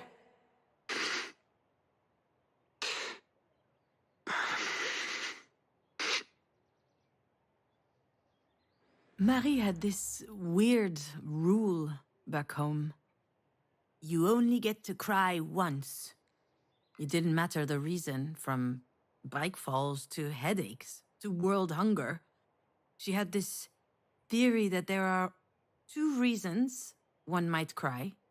Either from surprise, when life sucker punches you, or from cowardice, when you give up on fighting back. You only get to cry once from surprise, she used to say. And there is no time for cowardice. Well, I think she forgot that there was a third possibility. Sometimes you cry because you've mustered up the courage to look at life how it is. Oh, if you're crying, I'm going to cry too. You'll never beat me at this game. I have a lot of practice. Oh crap, Junon, I'm so sorry. You don't owe me anything. I guess I should leave you alone. Yeah, well, haven't exactly made it easy for you. But I'm not doing well, okay? Really, I'm not. Wow. You don't get these heartfelt moments from him, ever. Since I left?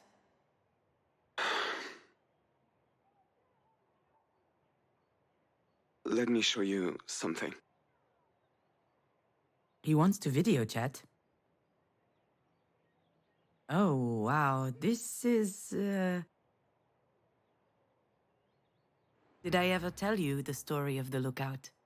It's a very special place for us. We were driving, Alex, you and I. It was a really hot day. Alex was at the wheel. We were on our way back from a weekend at Marie's.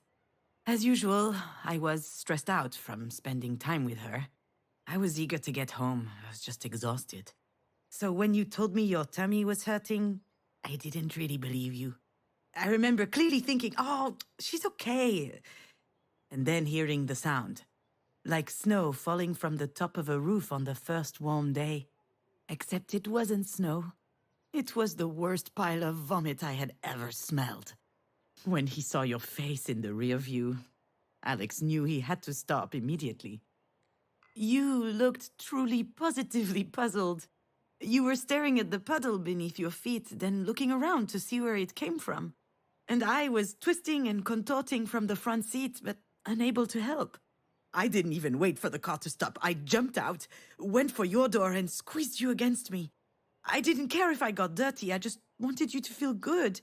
I thought it was my fault. I should have listened to you. Your forehead was hot. It could be serious. I carried you out to the banister on the end of the clearing and laid you on the grass. Your face was pale and your eyes were bulging, and you started screaming. Oh dear! You were vomiting, looking up, staring in the distance, screaming, "Oh dear! Oh dear! Oh dear!" And I didn't understand. I kept asking you, "What's wrong, baby?" Patting your back, pulling your hair away from your face to help. And there was a pit growing in my stomach and my eyes were welling up. I was terrified, and your dad was terrified. You were smiling. You pointed in front of you. "Oh dear! Oh dear! Oh dear! Oh dear!" So we turned around, and on the other side of the banister, there was a cliff going straight down. And down below, there was a prairie stretching between two leafy bushes, and in the middle of the prairie, there was a deer. I could have written this whole scene.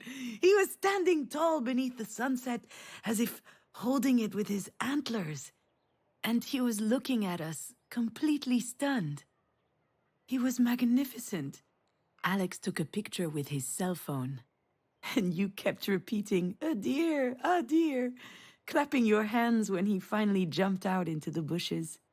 Wow, we were in a daze, you know. We couldn't believe the beauty of what we'd just seen. And then you vomited one last time on your dad's shoes. And that day, you became the world's greatest deer fan. My little deer. What are you doing over there? Do you recognize the place? Of course I do. I'll never forget the lookout. Every time I take this road, I have to stop. The other drivers don't get it, of course. They ask me if I need assistance, if I broke down or something. I'm just trying to enjoy the view. It's so beautiful. Today I came here just for that. Why the sudden rush of nostalgia? Did you see the deer again? No. I never saw the deer again. I'll never see the deer again. And that really, really sucks. Alex? You're scaring me a bit. You don't look well. I'm not well. You were right, you know. This whole time I thought I was helping you. I thought you needed me so you wouldn't crumble. But that was a goddamn lie. I was the one who needed you. Even before Astrid died, I needed you. Help Junon with her tyrannical mother, help Junon with her screenwriting career. Show Junon how to be happy. A good one. It was easier for me to think you had issues. But I was the goddamn issue. It can't be easy for him to realize this, but he has to.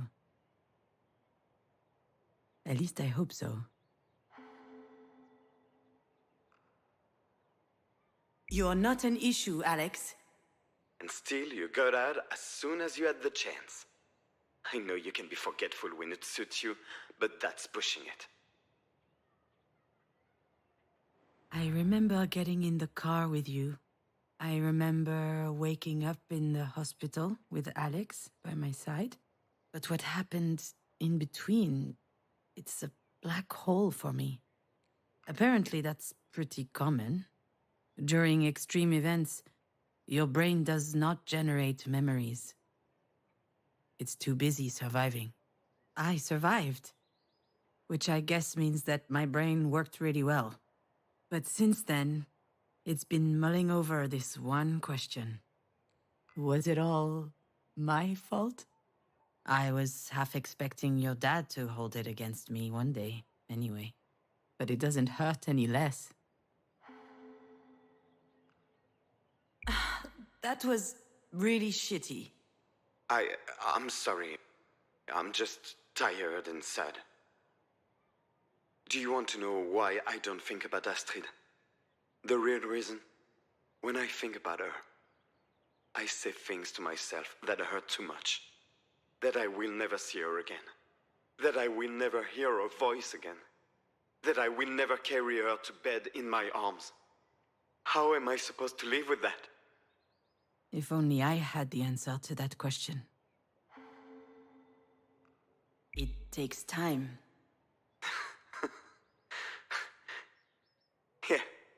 That's it. It takes time. Except the more time passes, the worse it gets. And I'm getting tired of waiting. What are you saying? Alex, what are you saying? This place is as beautiful as ever, you know? Really beautiful.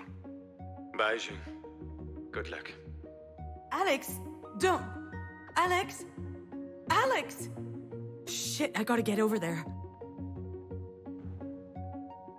Shit, Alex. I have a really bad feeling about this. Alex is strong, but... he didn't look well. I've never seen him like this. I could be imagining this, but if anything happens to him, I will never forgive myself. Oh, what?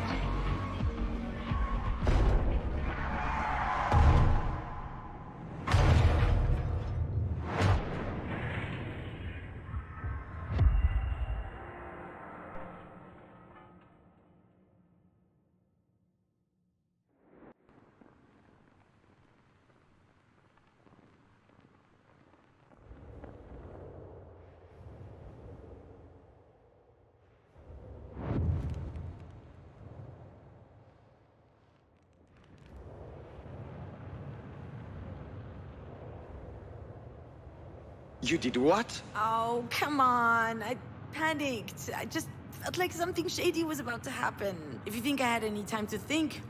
And also, I was drunk as a skunk, so... You're insane? Completely insane? You really think so? Yeah. This is $3,000 whiskey. You could at least have saved me a glass. You're so stupid. I never felt the need to lie to your father.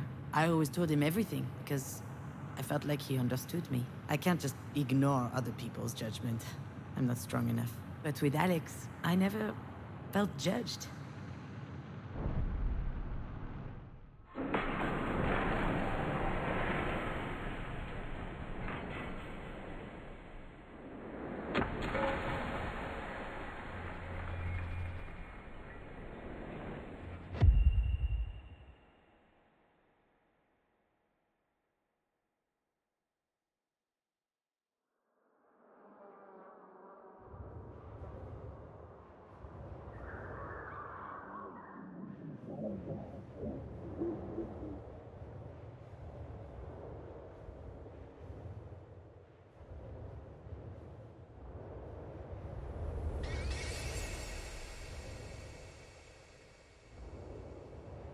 All right. You settled? More or less. And what are you up to? Are you writing again? Shoot, Jan, how did you know? Lady, this isn't rocket science. You're just like Mom.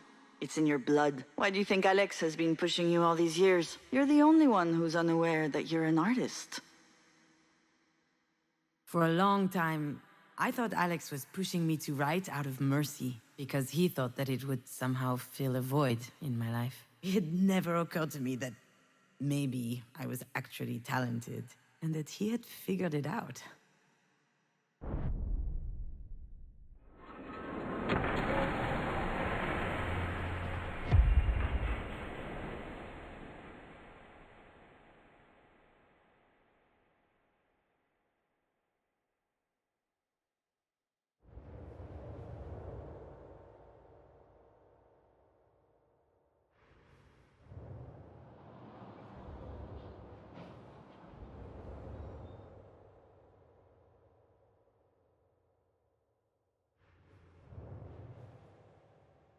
Do you remember the first time we made love?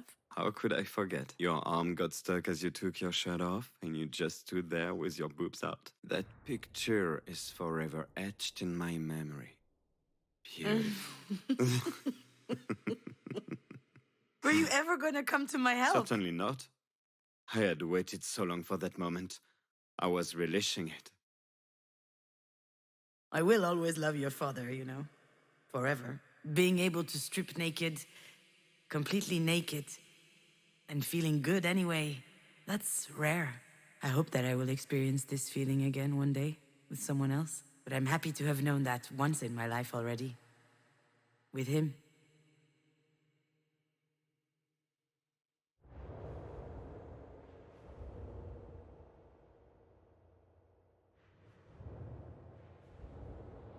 It's time to say goodbye to your dad, I guess.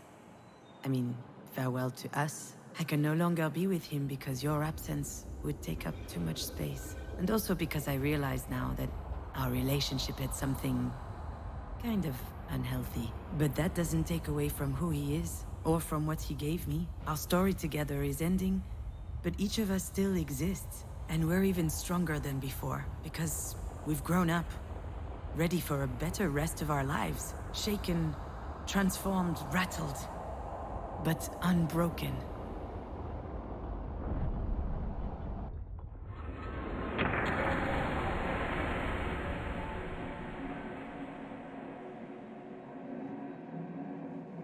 How am I supposed to live with that?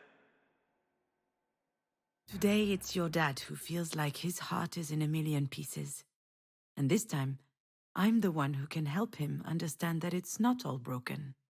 I don't know. What happened to us was as unfair as it gets. I understand why it looks impossible to overcome. But I also know that you will find a way. That's who you are, Alex. You always find solutions.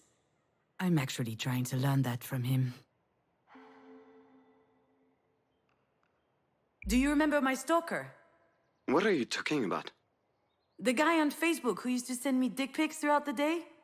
You told me you would take care of it, and I was scared it would end up badly. It did end badly. For him. I still have no idea how you found his mom and his dad's home address. I would have loved to see their faces when they unrolled their kids' dick poster size. It wasn't cheap, but it was worth it. You'll be all right, Alex. Sometimes you need to let go of things you thought would be forever. But you're still here, unbreakable. And to be honest, Pauline is totally Eva Mendes. Come on, you're stupid. You know I'm not actually Ryan Gosling, right? Just let me live my fantasies, please. Thank you, Junon. Do you think it was damaging, us being together? To each other or to ourselves? We did what we could. I would have loved to know another way. Yeah, but it makes sense that we can only now understand these things. I think that's called growing up. I'm sorry for what I said about Marie. I hope she gets better. It's okay, Alex. I'm not going to blame you for always being on my side. You know, you should go see her in our room. 'Cause you never know. You're right. Of course he's right. Then why is it so hard? Junon, I need to tell you something. I know that you don't remember the accident, and I know you can't help it. And I know it's not fair, but I resent you for that. And it scares me. I'd like to believe that knowing what happened that day wouldn't change a thing. But I know that's not true. Because there are only two options. Either my daughter is dead, or I killed my daughter. Scares. Yeah. Sometimes I feel really angry. I think that not knowing is driving me crazy. So if one day you do remember something, anything really, please tell me. I don't know if I will, but I too would like to know. And I too am angry. Oh, June, I'm sorry, Could you stop being sorry all the time? That is not sexy.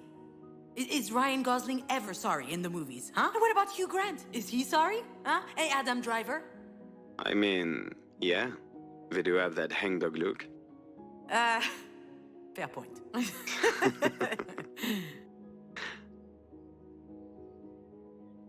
I've got to go, June. Don't do anything stupid, okay? What? No way. I would never. Did I sound that depressed to you? A little bit, yeah. But I could be projecting. I just need to... I'm going to call Pauline, actually. Say hi to Diane for me. And good luck with your mom. It's going to be okay. I think so too. I'll talk to you soon, Alex. Whew. What a conversation. But I think it really helped us. Really. Why couldn't we talk like this before? That depends on what before we're talking about here. Before you were born? Before you died? Or before we split up? Before you were born, we were kind of lost. I felt like I didn't exist, like I didn't know why I was here. I was a little bit depressed, I think. A lot, actually. Then you came, and everything changed. I miss you a lot, you know?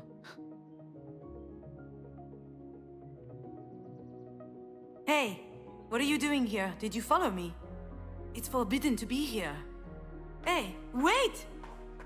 Where are these kids' parents? Come back! That could be dangerous!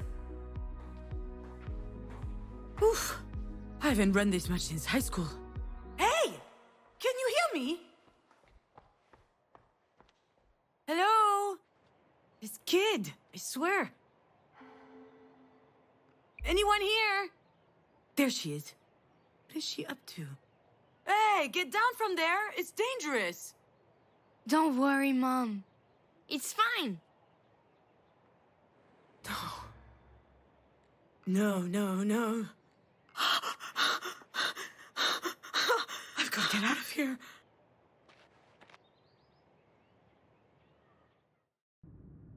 Seriously though, what is happening? Am I going crazy?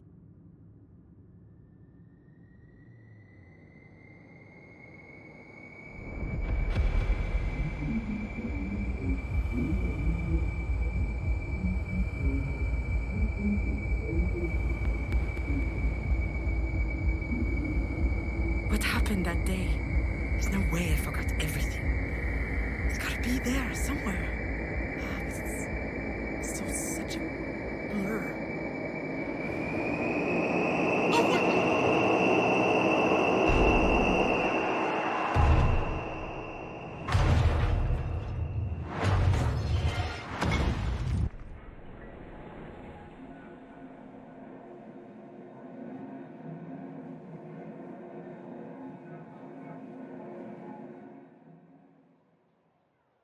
Will you be sticking around this time, or are you gonna run away again?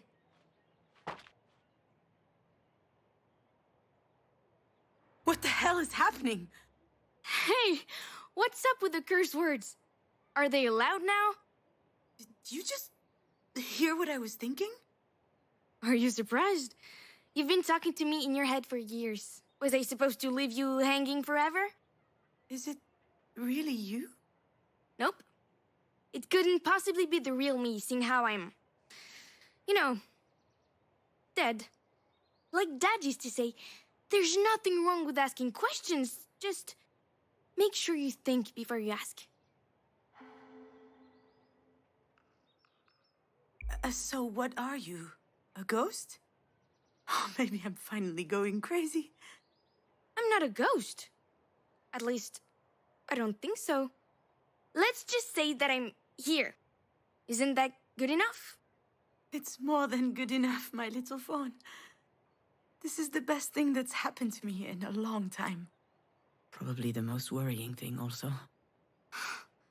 Mom, am I really scaring you right now? Hey, don't do that! Did nobody teach you it's rude to read people's minds? How about you stop thinking and talk to me instead? Oh, you've grown up so much. A proper mini Astrid Hofferson. Astrid Hofferson? Who's that? It's a long story. Ah, my favorite kind. Okay, but I know you, so you can't interrupt me, okay? Okay. But tell me when we're up there. Oh, wow. The view is really nice. When I was pregnant, I spent a lot of time at home. And I used that time to watch a lot of movies. All thanks to me. Exactly. You weren't even born yet, but I already loved you so much. Except one day, the internet went down. So, I was forced to comb through your father's nerdy DVDs. And the best I could find was this cartoon. Now hold on a second. What's wrong with cartoons? The opinions of a Peppa Pig fan mean nothing to me. Although, you are right. It was really good. What was it? What was it about? It was called How to Train Your Dragon. It was about dragons. I love dragons. Of course you do. I don't. Dragons are tacky. But there was this great character in the movie. Astrid Hofferson. Yes, Astrid Hofferson. She was a young and courageous Viking. Her belt was made of skulls. So cool. So she's the hero? Of course not. The hero is a bumbling idiot who we're supposed to sympathize with just because he has a shitty father. Let's not forget, the movie was written by a bunch of Hollywood guys. But still, Astrid is a great character. Especially because she has a really useful asset. She's a warrior. People try to tie her up with all these rules, and that doesn't stop her. Not only that, she becomes the best in spite of the rules. And when they change the rules, she's still the best. Because she believes in herself enough that she can question herself. Wow. And she's also really supportive of Harold, the idiot hero. When he's doubting himself, she's there for him. Not to snuggle, though. Quite the reverse. She shakes him up. She chews him out. All of this leading up to the realization that he can make it on his own. I thought that was beautiful. I told your dad that night and he laughed. He said he'd always loved that character too. And that's why my name is Astrid? It is. We were hoping you would become a warrior, a rebel, sensitive and smart. Someone like Astrid Hofferson. Someone like you. Excuse me? Don't be modest. You've done pretty well so far. Wait, what do you mean by so far? Well, with Auntie Jan and Dad. You struggled for a bit, but eventually you managed to find the right words. That was impressive. Well, not really. I'm lost. I'm completely lost. My brain is a mess. I've seen worse. Really? Do you remember my room? Now that was a mess.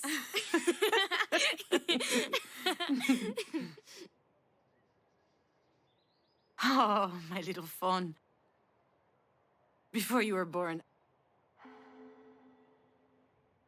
I was so eager. For the first time, I was doing something really good.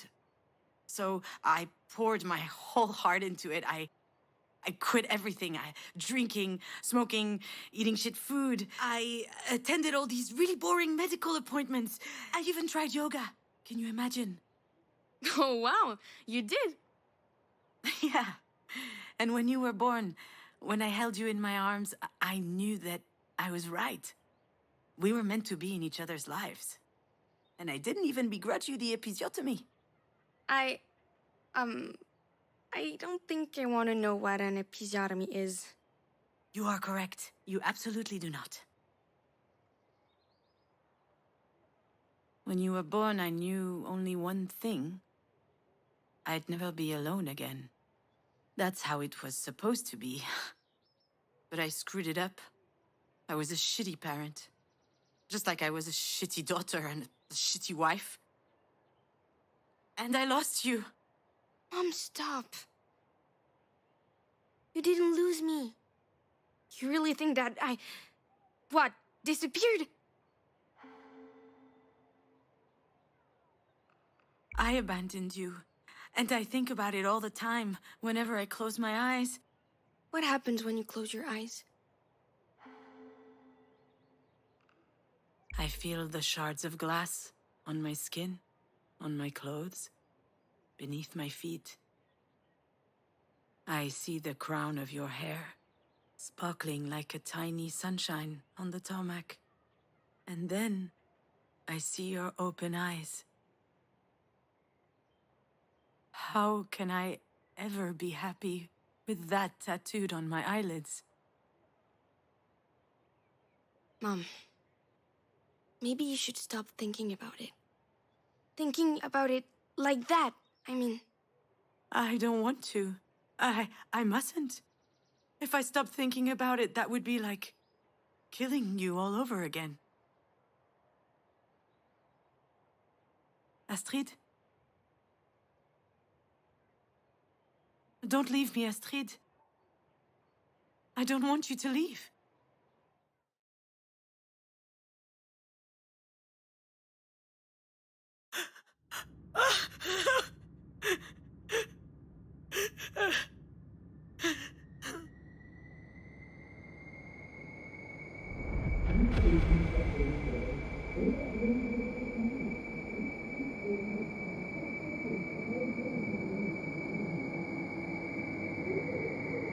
I think I'm starting to remember, but it's still so blurry. As if I didn't really want. What the hell am I afraid of?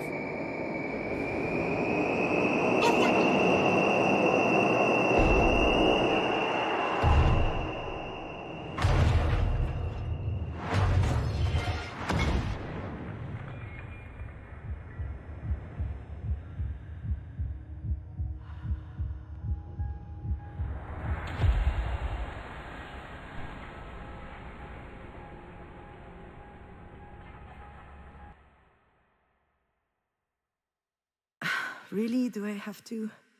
Do I need to recall this particular exhibit of Marie's? It's a nice memory for her, obviously, but for me it's pretty bitter, even though I can't explain why exactly.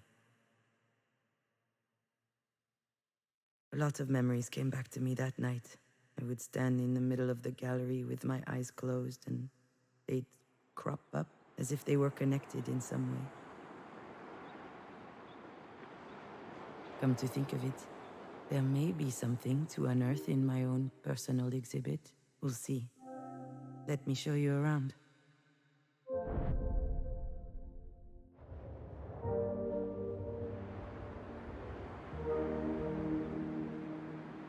Since the dawn of time, people have needed rituals to mark the big life events. Here, the artist is depicting her final farewell to her daughter.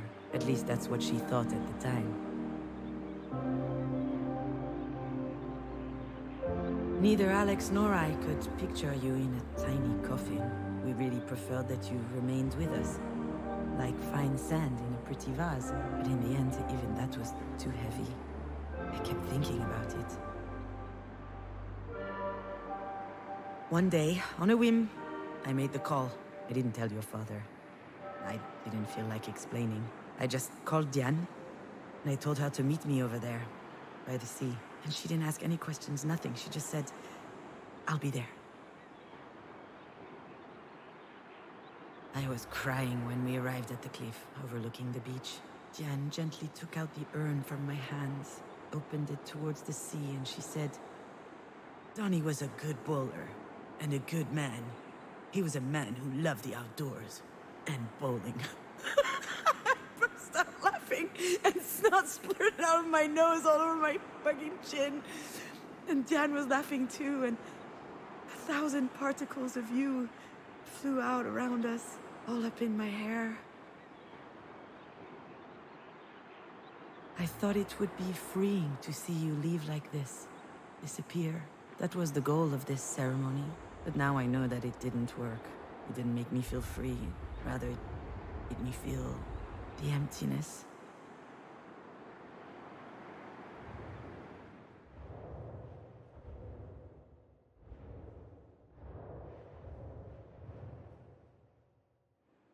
You know this tableau, my little fawn? It's been gathering dust in the back of my personal collection. I haven't displayed it in ages. Here, the artist is depicting her first day at the beach with her daughter. Do you remember? The weather was so nice that day.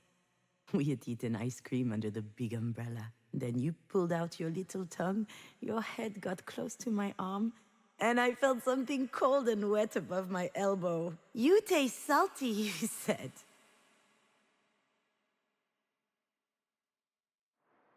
You started worshipping the sand as soon as we got there. You were delighted. We were already imagining you as a teenager with like 7,933 vials of sand everywhere and a subscription to Sand Fans, the Arenophile Review.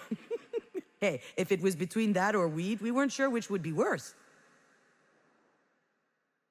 You came up to me with a huge seashell. I never understood where you found it. You handed it to me with great pomp and told me I had to write a movie about it. I complained, "I don't know his life. I have no idea what he's thinking about, if he's sad or..." And then you asked me, "So, about what is it that you write movies then?" And I was speechless for a moment, but...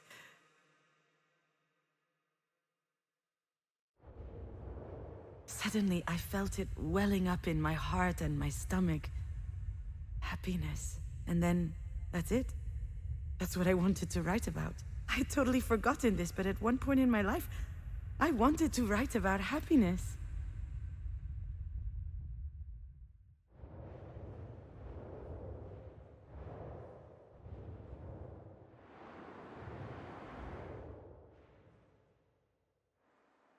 Here, the artist is depicting herself on the bus, back from the shore. Outside, the setting sun represents... something or other. Is it the end of something? Or the beginning? I looked outside the window, and this poem came to my mind. It's Lamartine. I had to learn it by heart in high school. Setting or just rising in a sky clear or gray, what good is the sun? I disregard the day. Were I to track the whole long course of his travel, my eyes would just witness all the void and gravel. I desire nothing that he could ever disperse. I don't demand a thing from the great universe. I was holding your urn against me the whole way back. It was empty, but it felt heavier than ever before. I was all by my lonesome on the bus back, with just a few specks of you. That's what I felt when I came back from the cliff. The poem, the empty bus, the urn on my knees. A void. Back then, I thought it was a good thing. I said to myself, maybe I can start writing now that this is done. And then, nothing.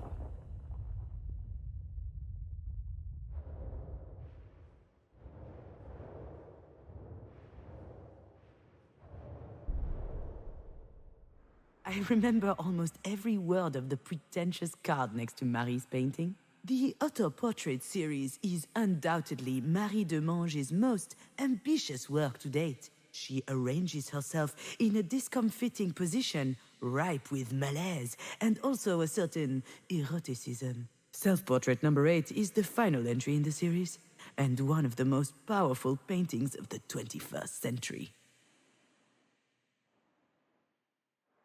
I never could bring it up with Marie. But I'm sure that these paintings were actually inspired by the accident. The ground she's lying on. I can almost guarantee you it's pavement. And her discombobulated body as if her bones were broken. No one knows that except me. I believe she painted you instead of her. Why on earth would she make such a twisted thing, do you think? Apparently the critics and the public loved it. That was the series from which everything started for Marie. I must say that there was something vibrant in these paintings. A sweet and vulnerable mystery in her eyes. It made me sick.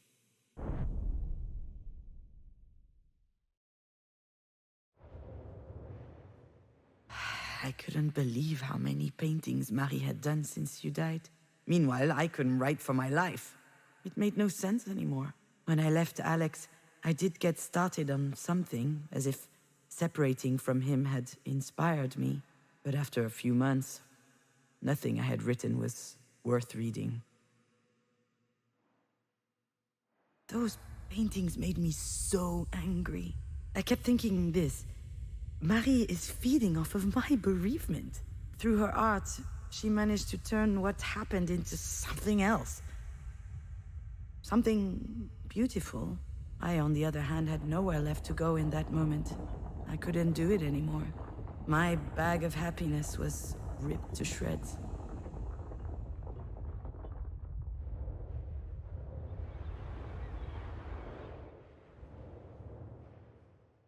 Thank you for visiting this exhibit with me, my little fawn.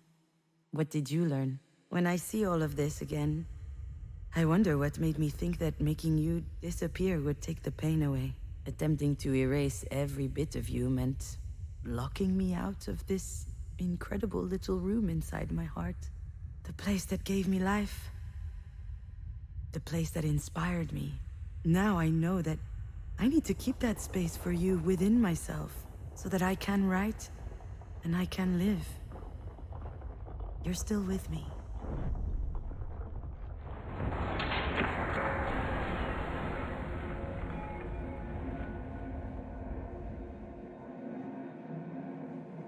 You really think that what, disappeared? No, of course not, my little fawn. But when you died, I found myself in an impossible situation. I was thinking about you all the time. I kept telling myself it was my fault you weren't here anymore. It's awful to love someone that much, you know? On the contrary, I think it's beautiful. Sure, it's beautiful and awful. So I looked for a solution. How? I did what I always do. I watched movies. Like what? Manchester by the Sea. One of the most depressing movies ever shot. Oh no. But it does star the hottest hottie Michelle Williams. Then I watched The Broken Circle Breakdown and Declaration of War and all kinds of other miserable stuff. My only requirement was kids dying, parents crying. Also, I spent hours looking at a blog of badly taxidermied pets.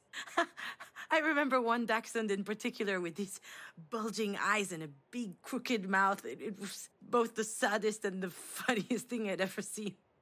But why were you doing all this? I think I just wanted to feel sad for someone else.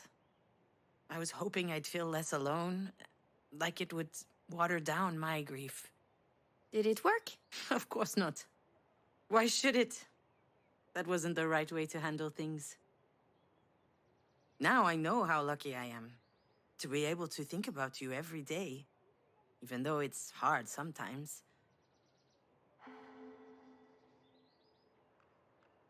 I think about your laugh, the one you made when your dad would attack you with a toy knight. I think about your little doodles. You came back from kindergarten every day with fistfuls of them. We filled up all the walls with them. So we ended up having to sneak some into the garbage. I knew it! But I promise I always looked carefully at them before. I think about your birthday pizza. My... what? For your 4th birthday, you didn't want a cake and asked for a 4-cheese pizza. Your father was so proud. I think about all of it, little dear, and it's a reminder that you are here with me. I carry that with me into every decision I have to make, and I won't let it go for the world. It's a bit silly, isn't it? What is... All of this, me talking to you right now. Also, just look at this sky. You usually only get these kinds of sunsets in Hollywood movies. Marie is on death's door, and I'm out here chatting with my daughter's ghost? I told you I'm not a ghost. And I love chatting with you, just getting to know you better. It's a little late for that, don't you think? It's never too late for a good story. That's what you always said. I say a lot of stupid stuff. And if you'd written down half the ones you taught me at bedtime, you'd be rich. Do you remember the one with the horse tribe that does karate? Ninja Palooza? Yeah, it was so good. And the duck who kept solving crimes around the farm while drunk. Inspector Drunkass. No one is going to publish that. That's too bad. It would be a lot better than Marie's books of Russian folk tales. Those books were a snooze fest. Right? Then why did you hug her so hard every time she bought you a new set? Because you can be a child and still know how to be diplomatic. Where are you up to with your script? I haven't looked at it in ages. Is your job for Grandma taking too much time? Getting myself out of bed is taking too much time. Oh, come on, stop it. The whole depressive thing doesn't suit you. And, to be honest, I'm not too fond of the whole petulant tween thing. I liked it better when you were 4 years old. What are you going to do? Give me a spanking? No, I suppose you're too old for that.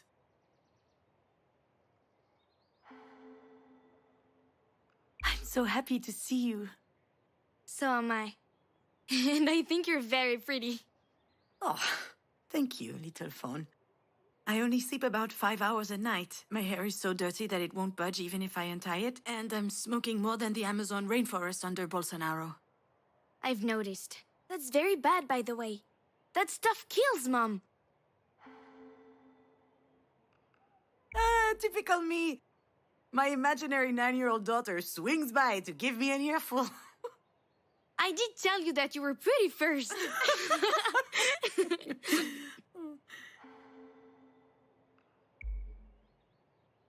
I'm sorry, Astrid. Sorry for what? You know. I have no idea. I don't read minds anymore. My mom raised me better than that. That's cute, little fawn. I'm so sorry about...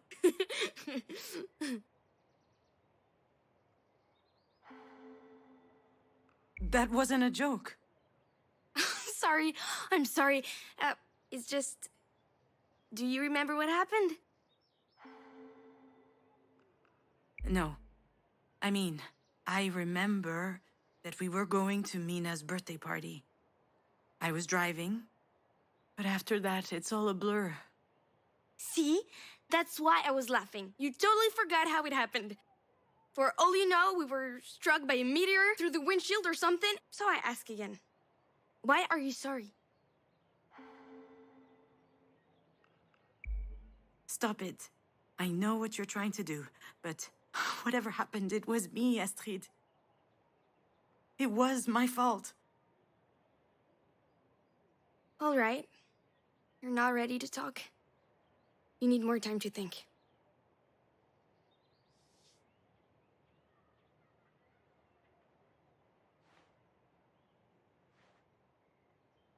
Astrid. Come back.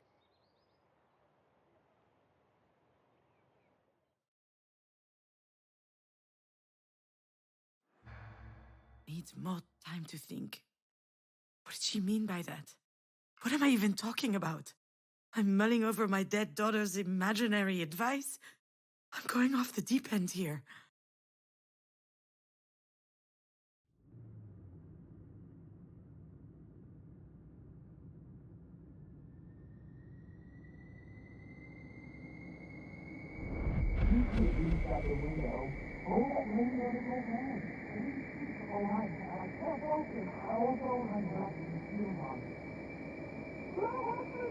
I know. That's what I need to focus on. I think it's coming back. Yes, it is. Try a little harder, Junon. I need to dig deeper.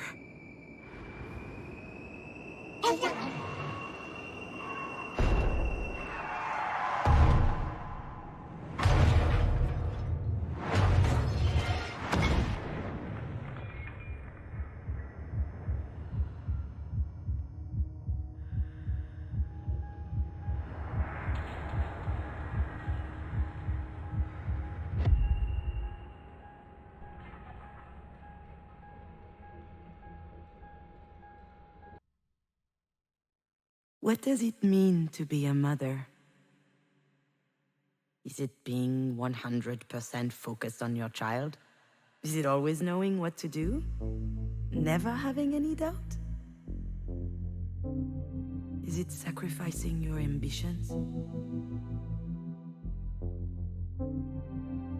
If you do all that, are you automatically a good mom? And what if you don't manage it? Does that make you a bad mom?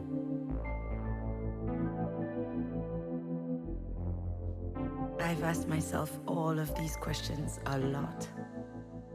Do you want to try and find an answer together?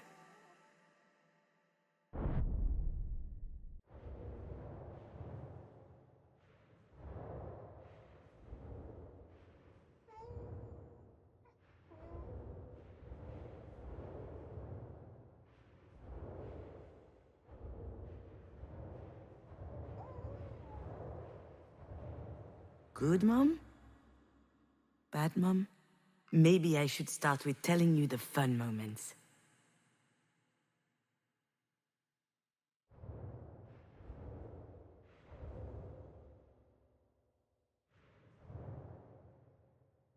It kind of came out of nowhere. I was feeling gunky and I was a bit late, so I decided to take a test without putting too much stock into it. And here is the picture I sent to your dad. I remember that the stick wasn't even dry yet. Can you imagine the surprise? I'll admit that back then, I didn't know whether I would be pregnant one day. In my head, there were a ton of reasons why I wouldn't be. I could be infertile. Maybe my hips weren't built properly. I would probably have a bunch of miscarriages. And especially, I was not up to the task of becoming a mother. Except... as soon as I saw the test, my head exploded, my little fawn. I was happy. Just happy. Nothing else. It was an incredible feeling.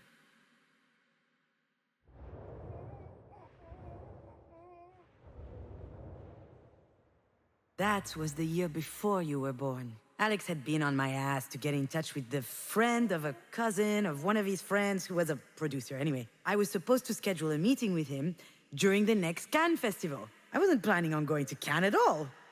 But I did what I was told.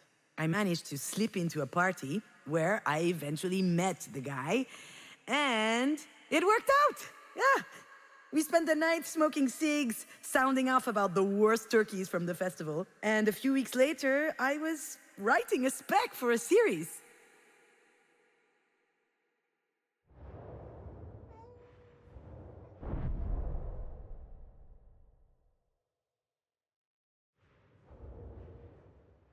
I was so fired up by your birth. I felt like I was high on drugs. I was taking care of you, working, seeing friends. I was living. Alex and I even became involved in politics. We were trading weekends to attend climate marches. I was ready to fight to make a change in the world.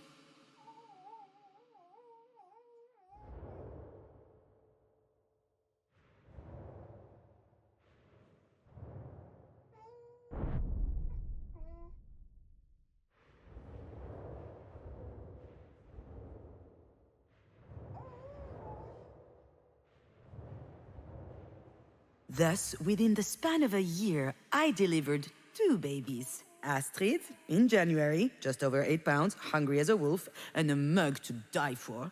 And then, my first professional screenplay in August. 47 pages. A veritable leap forward in my career. All of a sudden, things just fell into place. I was a screenwriter. I was getting paid for writing. Sure, it was a crappy series, but that third paid very well. I was so proud of everything that was happening to me. And at the same time, I lost sleep over it for weeks.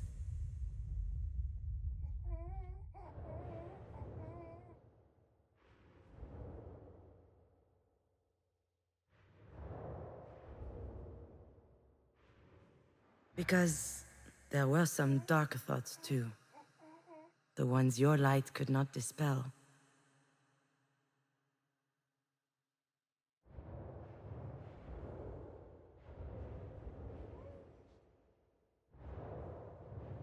"58 tons per year. A kid equals 58 tons of carbon dioxide per year. That's the same as 58 plane trips to New York and back, or burning 50 tons of coal. Having a baby in this world, as everything was collapsing around us, that was a stupid idea.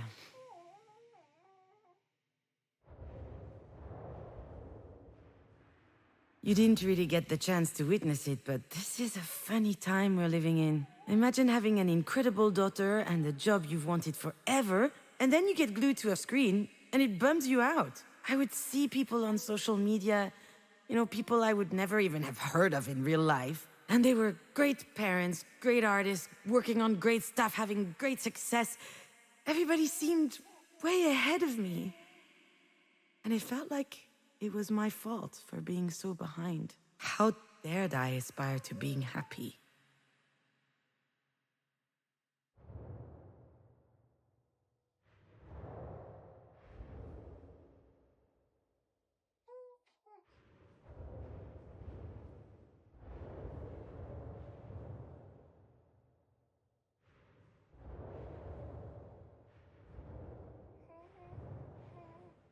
A couple of months before you were born, Marie showed up with a cardboard box under her arm. She had found the mobile. When I was preparing for your arrival, I hung it above your crib. After you were born, I would spend hours watching it turn every time you breathed. It was always moving, finding its balance. Wonderful. Alive. Just like you, and also so fragile. Way too delicate. A mere gust of wind could have shattered it to a million pieces. Just like you. I found it adorable that Marie came to bring us this mobile. And yet, I was scared when I learned I was pregnant. I was scared at the mere idea of telling her. It was beyond me. I panicked. So I decided to hide you for as long as I could. Obviously, she eventually noticed that I was pregnant. And her reaction was unexpected. She was jumping for joy. Why had I been so scared? It seemed so silly.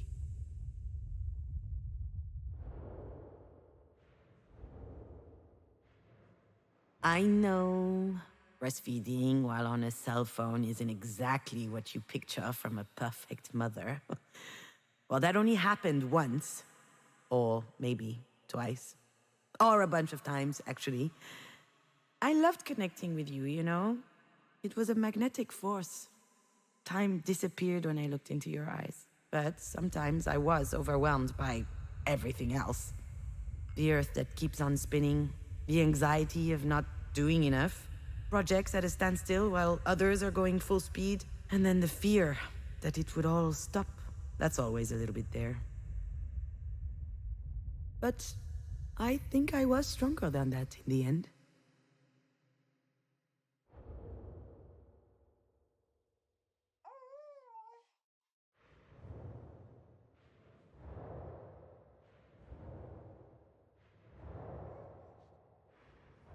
Oh, wow.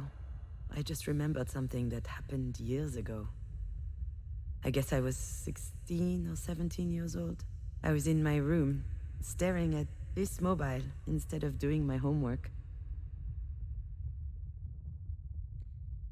Marie was in the next room, the living room, giving an interview. It was a first. I overheard her talking to the journalist with a soft voice. She was obviously trying to win her over. It was funny at first. She was giving all these juicy details about the crazy nights of a female artist in the 80s. And then she said she got pregnant after one of those nights. And at that time, she seriously thought about giving up the child. And suddenly, I understood that that child, the one she didn't want, that mistake, that was me.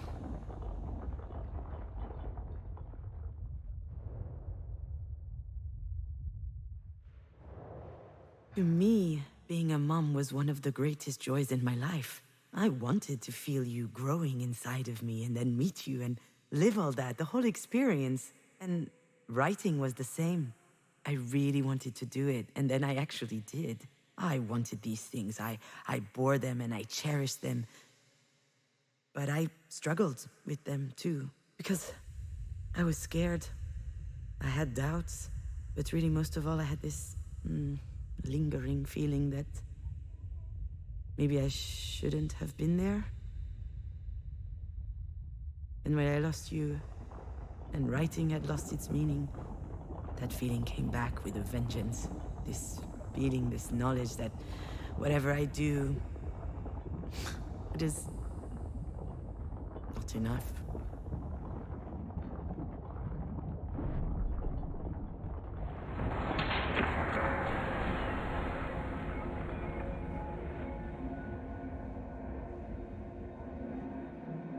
Why are you sorry?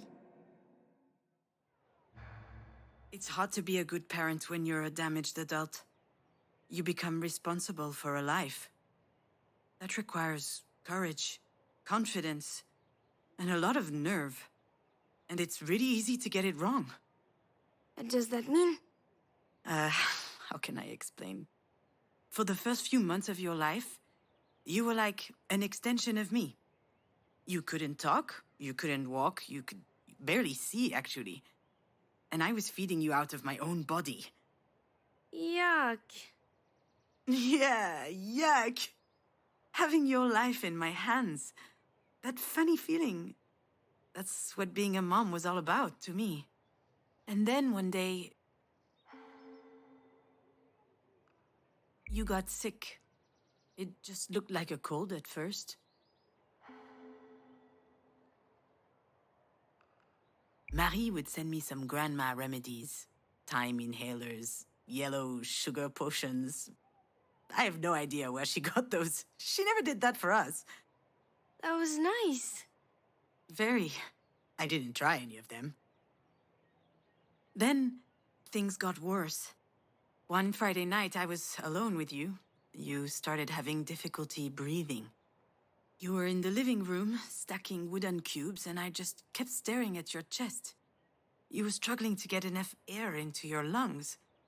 I tried copying your breathing, and I got woozy. It set my head spinning. So, what did you do?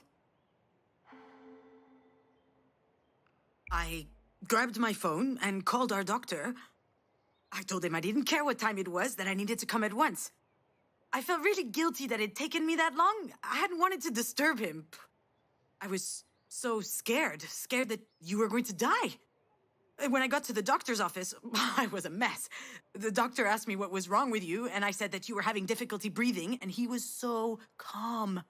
He made me want to smash his teeth in. He asked me to put you down on the examination table and take your shirt off so he could listen to your breathing. And when he got close to you with his stethoscope... What happened? You peed on him. Excuse me? This beautiful golden stream. A perfect arc from your hoo-ha to his coat. Awkward. Well, you didn't mind at the time. You were chirping and staring at him. And he said, well, this little girl looks perfectly healthy. And I started crying. Well, yeah, you must have been relieved. I thought so at the time. But it was more than that. I can see it now. The most important part of being a parent, and also the hardest lesson to learn. You need to trust your children. Trust them to pee on doctors? Trust them to live. You weren't there so I could feel like a good mother. You were there to live your life, to become yourself. It seems obvious, doesn't it? But I didn't see it. So I spent a lot of my time feeling guilty. Telling myself that I didn't deserve you. What? I don't believe it. I was your biggest fan, you know? Really? Of course. You were relentless. You even found the time to work on your scripts. You were working your ass off to make your stories amazing while you were busy taking care of me. How did you manage to be strong like that?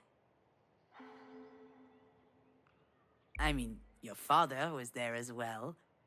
I know. Imagine, 2 kids at home.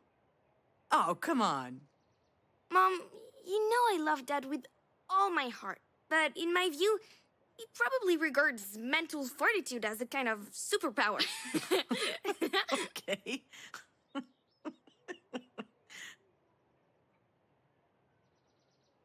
It was really hard. I almost gave up so many times. My career wasn't going where I wanted, certainly not as fast as I wanted, but I held on. You gave me so much energy. I presume I took a lot too. Of course, sweetie.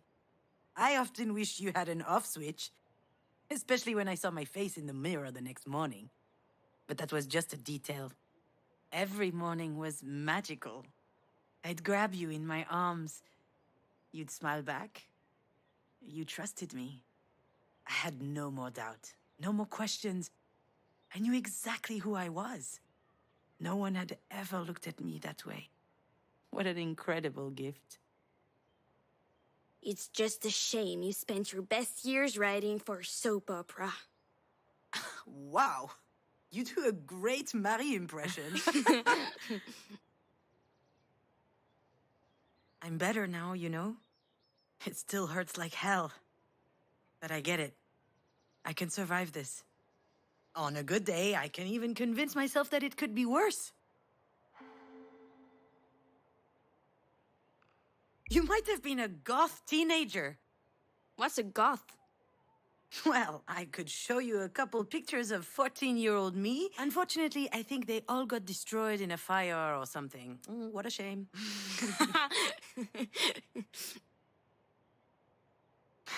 You've taught me all of this. You helped me open doors inside myself. That's what allowed me to grow. Of course, I'll go on without you. I have to. But it's really, really sad. What does Astrid Hofferson say? When that slob, Harold, starts crying because he sucks and he messed up everything, what does she say? Nothing. She asks a bunch of questions. Why? So he realizes that what he considers a weakness is actually his greatest strength. Does it work? Yeah. That kind of stuff always works in movies. What about now? Now what? Is it working? I understand why you're sad, Mom. But you can't be sad forever. It doesn't help you, and it doesn't help me. Life's short enough as it is. Why waste any more time? Do you think it's that easy? That I can just press a button and pow? You can be so egotistical sometimes. Excuse me? Where do I fit into all this? But I was just... So what? I'm going to be a bad memory for the rest of your life? A distressing thought inside your head? Do you even realize what that means? I'm scared. Oh, what are you scared of, my little phone? I'm scared that I'll disappear. But you're already dead. That's not the point. I'm talking about disappearing from here. This is the only place where I still exist. Just here. But I don't want to be this rusty nail that's killing you by degrees. You do realize that's not me at all? You do know that if you keep at this, I'm not going to exist anywhere. Anymore. You don't have to do this to me, Mom. You don't have to do this to yourself. How much longer do I have to make you miserable?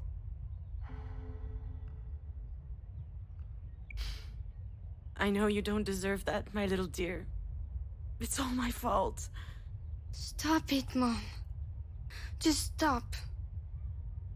You're stuck on repeat. I know that this can be easy to process. And I know that the truth hurts. But right here, right now, you're gonna have to remember. Really. I'm not sure. What do you mean? What are you talking about? Astrid? Astrid!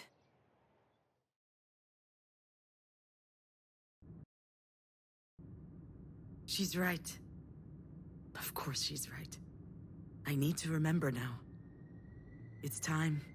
I think I'm ready. That's it. I remember now. Not everything, but... You could at least crack a window.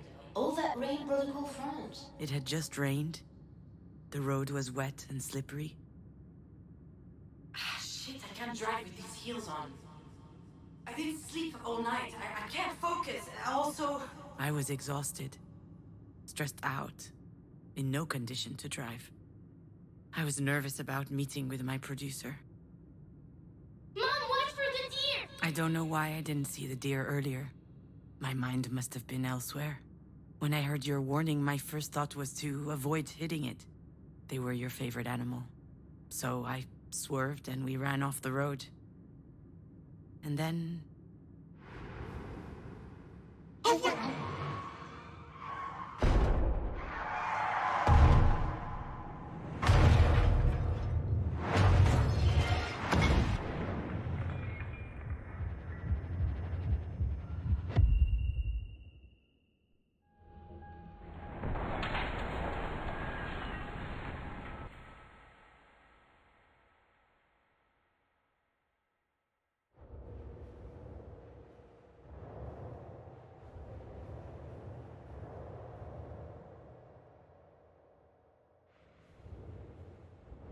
What are you doing, my little fawn? Playing with Grandma's dollhouse. What game? I'm playing you when you weren't a mom yet. Can I play?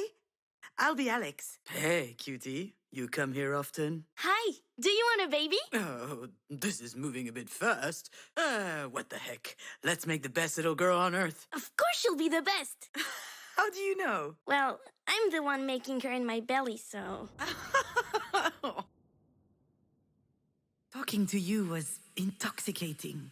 Every time you opened your mouth, I was expecting the unexpected. I loved the way that your little brain continually managed to make sense of the world. But that day, the most astonishing thing was your assurance. How on earth did you have so much trust in me?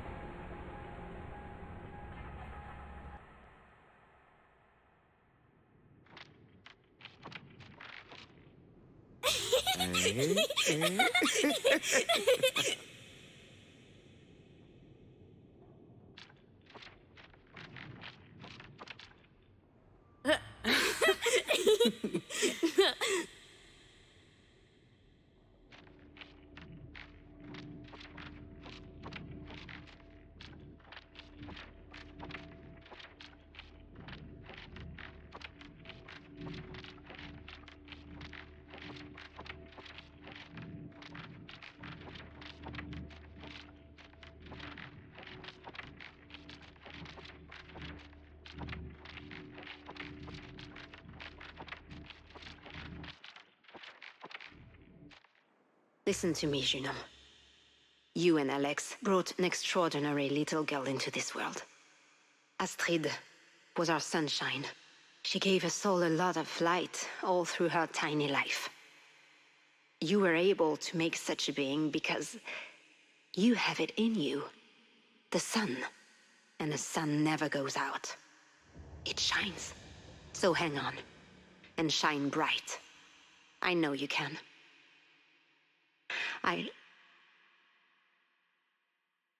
I'm proud of you.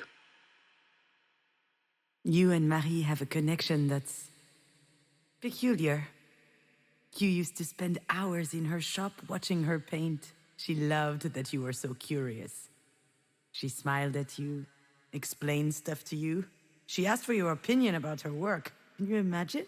When I was 4 years old, I wasn't even allowed in her damn workshop. But you had something inside of you that completely changed her. Actually, I think this is what saved me that day. The idea that even Marie could be touched by a ray of sunlight. There had to be one out there for me too.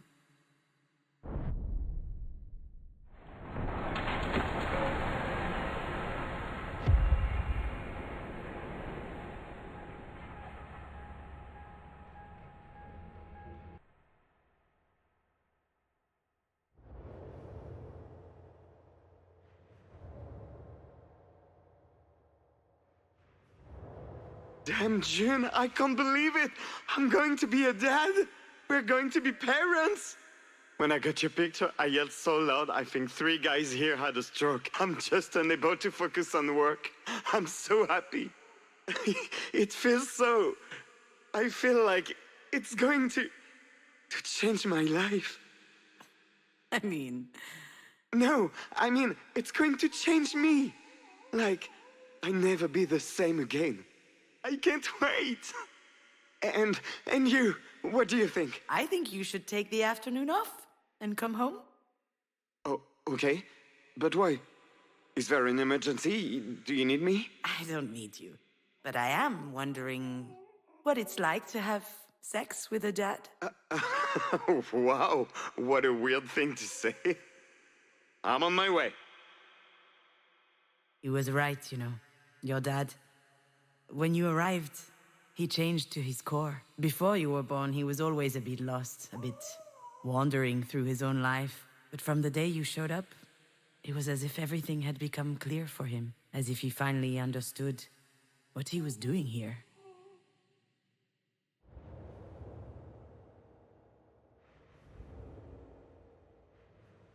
It might be the right time for me to admit it, my little fawn. You don't have magical powers.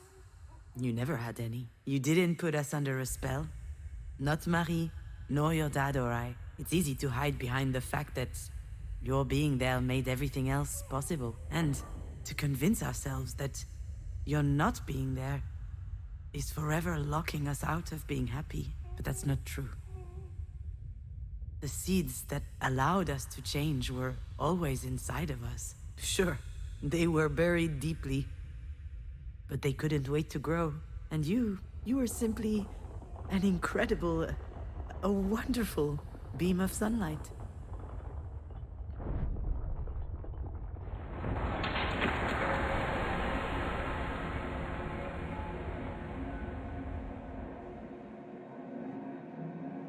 You don't have to do this to me, Mom. You don't have to do this to yourself. How much longer do I have to make you miserable? My little fawn, I can't do this to you. I don't know if I'll ever be able to forgive myself for what happened, but you've brought too much light in my life for me to reduce you to that. What is that?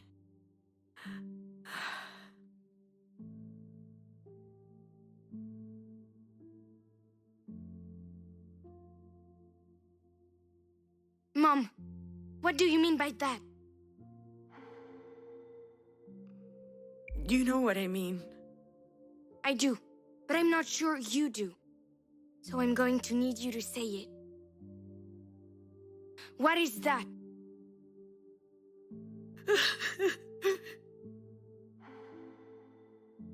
The accident.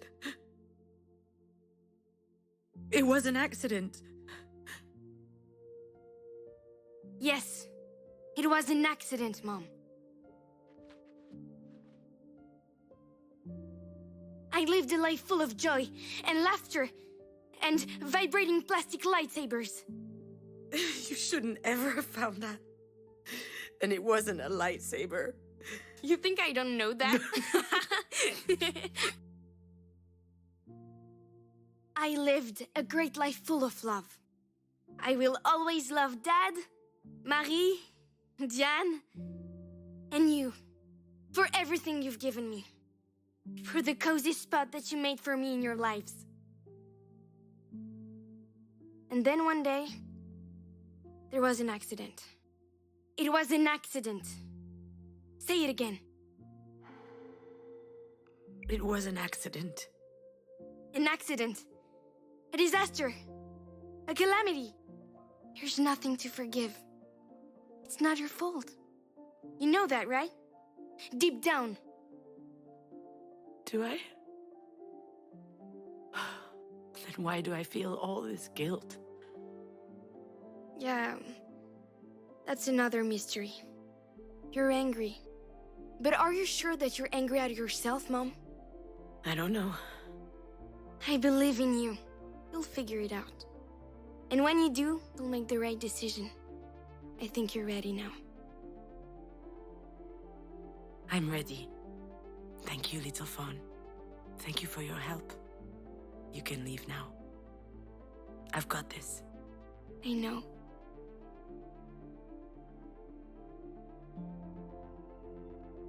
I love you very much, Mom.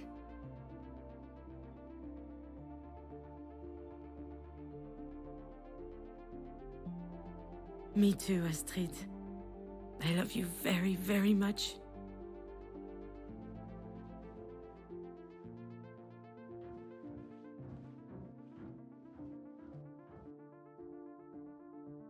I know you'll always be with me. I can feel you are here, and it gives me strength. And I'm going to need a lot of that if I'm going to go in there. But Marie needs me, and we have a lot to talk about.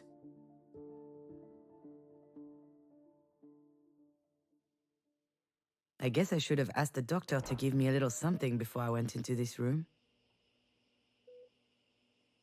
You don't get free samples of benzos every day. All right, Junon. Cut the bullshit. Hi, Marie. Sorry I made you wait. I had to sort out a few things. A lot of things.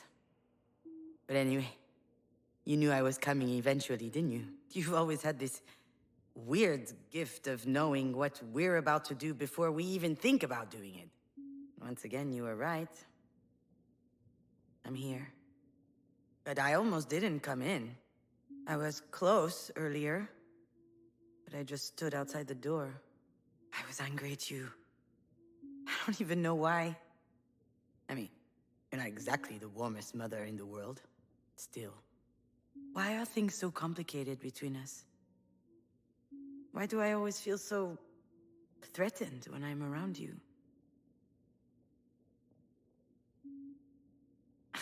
Come on. A crucifix? You? Wait, is it... I remember now. I've seen this before. Was that last night? Shit, now it's all hazy.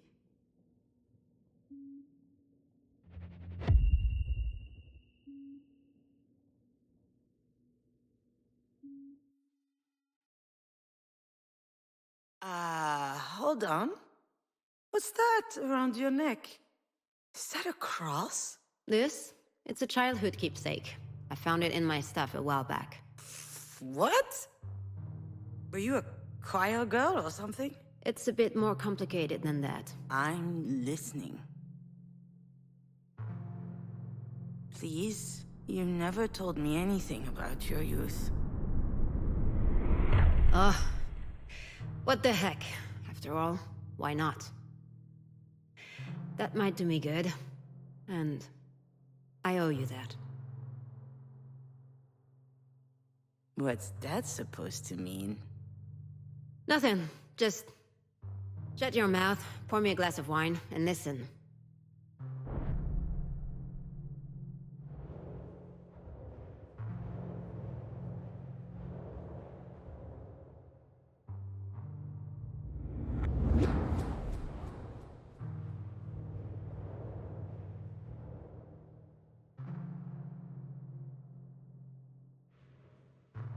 We used to live in a small village in the east. Grey, boring, and hideous. People were dumb and mean, always keeping tabs on others to tear them down. And of course, these fakers were in church all the time. I spent years in that cesspool, never asking questions. When I was 14, let me tell you, Jesus was my best friend. I would tell him about everything I did wrong in my head. And let me tell you, I was a terrible kid. Nosy, ill-behaved, always running around. A tiny devil. And also, I had this desire and fire in my chest. Nasty thoughts. But I really thought that he loved me as I was.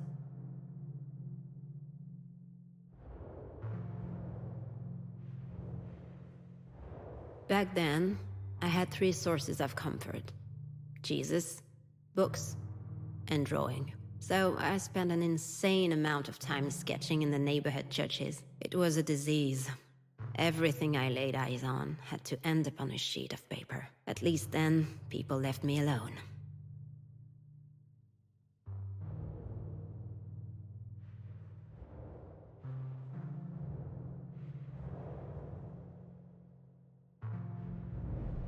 Otherwise, let me tell you that I never got a minute of peace. Family with 4 kids living in a 2-room apartment. So, I looked after them. Washing them. Doing their homework. I was the oldest. 7 years ahead of my oldest brother. Those little ones were like my own kids. My mother had too much work. At least, while I was taking care of them, I didn't have those weird desires.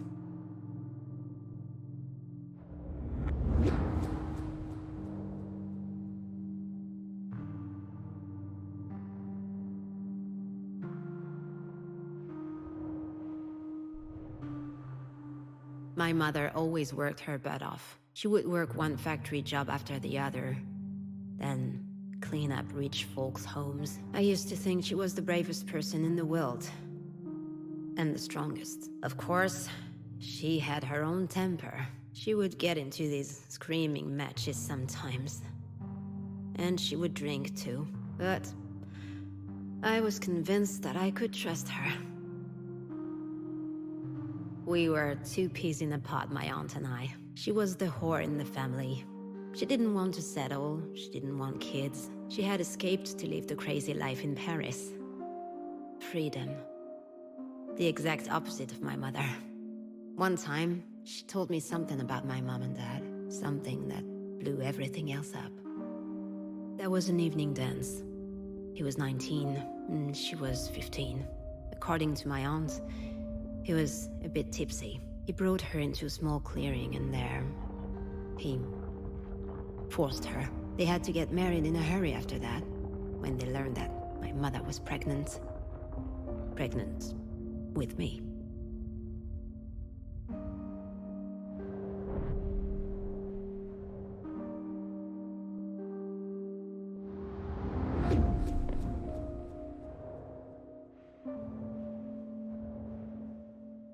My dad always had a steak on his plate when he got home.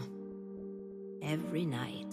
My mother used to say that he deserved it, working his ass off at the mill for us. But one night, I was still awake when he came home.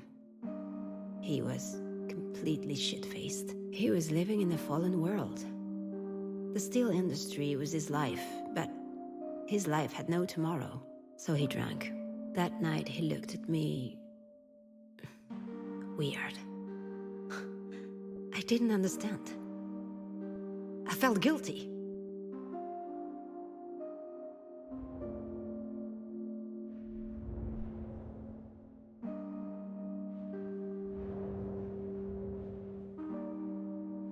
One night, I went out with some girlfriends and boyfriends. We only went to the movies, but she lectured me. "You're bringing shame on this family," she said. "People at church are talking. Something bad's gonna happen to you if you keep tempting men." I answered that if it ever happened to me, I, for one, wouldn't marry my abuser. She hit me. For the first time. She hit me again later. I was getting slapped around because she hated her life. I was blaming her for not fighting back. I wasn't going to let her treat me like this.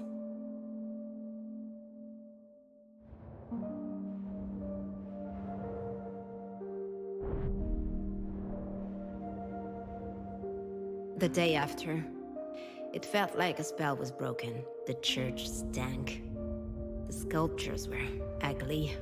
And the male-dominated Jesus stuff made me sick. "You don't love me," I whispered to him. Bastard. At that very moment, and that, let me tell you, that's something I'll never forget. The Christ started to bleed.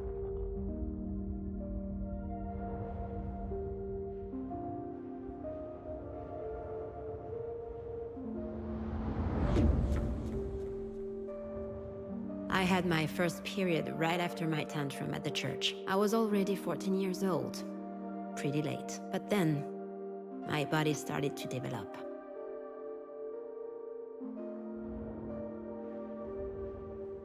The more my body changed, the more my father scared me. Hell, he terrified me. Not just because he was domineering and brutal. It was uncomfortable even being in the same room as him. He was always watching me, commenting on my clothes. I felt like a piece of meat.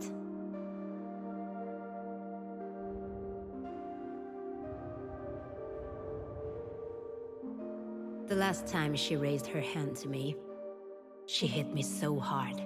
My nose started bleeding. We were having another fight about one of my outings. By that time, I was going out for real, just to spite her. You know me. She called me a harlot. So, I bit back. At least I'm not gonna stick with the first guy who knocks me up. I didn't have time to finish saying it. Whack! She slapped the shit out of me, and she spit out. "If it were up to me, you're the one I would have dumped." It's stupid, but that struck me right in the gut. And that's when it came up, boiling. The rage. I tasted blood in my throat. I couldn't think straight. My ears started ringing. I felt a jolt running through my body. And then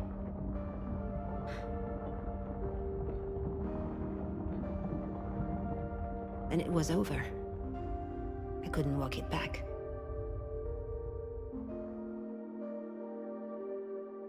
This cross is the only thing I have left from her, you know? I took it when I left home. That very night. I stole it from her. I don't know why I took it. I used to do that a lot back then. Steal stuff. But I'm happy I did it. It gives me a chance to think about her, to remember, never to be like her.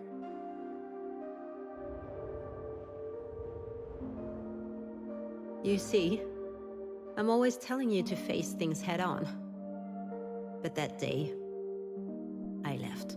I met with my aunt in Paris, with just a few cents in my pocket. I never saw them again. Not her, not him, not the kids. And I never turned back.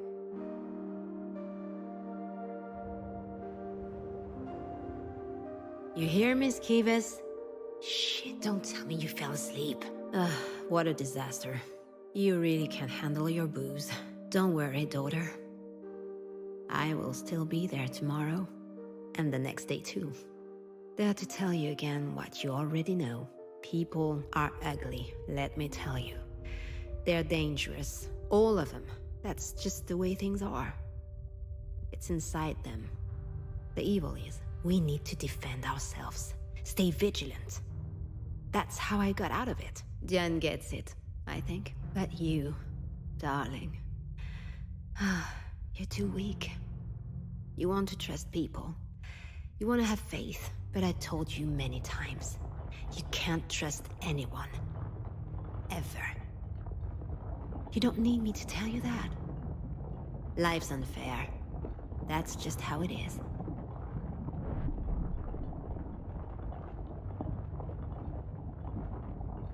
So this is what your life was like. That explains so many things. Now I understand why you can't trust anyone. Why you don't let anyone love you. Anytime I think about how it must have been for you, it's increasingly obvious. How lucky I was to have Astrid. Every second of my life I spent with her was filled with happiness. You never got to have that. Not as a daughter. Nor as a mother. But how could I forget what you told me last night? I mean, I wasn't all there. Too little sleep and too much wine. But for the first time in your life, you open up a little and I nod off?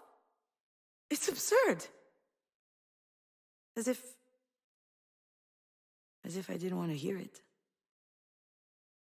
Was it that I was angry that you waited so long before telling me? Or was it something else? Something I didn't want to look in the face until now?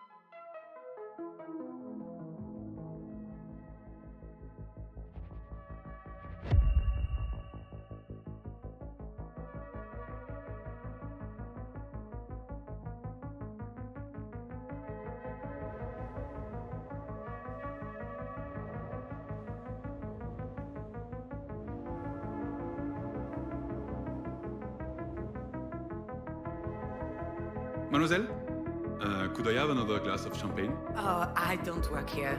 I'm Marie Demange's assistant, also her daughter. Her daughter? Remarkable. But you don't look anything like her. Do you paint as well? No, I don't. I'm more of a... Of course you don't. Why would you, with such a talented mother around? I've never felt like I'm competing with Marie. My love for the movies, my penchant for writing, I did it all for myself, without thinking about her. But perhaps she was actually feeling threatened, as if the creative process was uniquely hers, her exclusive domain.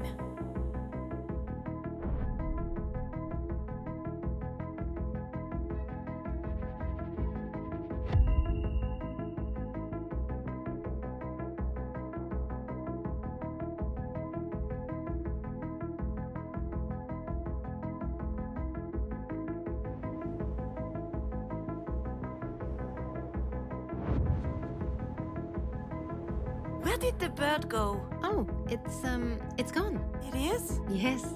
Early this morning, I opened the windows to let in some fresh air. It jumped on the edge of its box, looked at me, and then it flew away. Oh. Did it look happy? It did, my dearest daughter. It looked so happy. That was a lie, of course. I know that now. But I believed that beautiful story at the time, without reservation. That's another thing which doesn't work in my relationship with Marie. The fact that she would lie to me because she doesn't believe I'd be able to face the truth. The fact that she doesn't trust me to deal with it.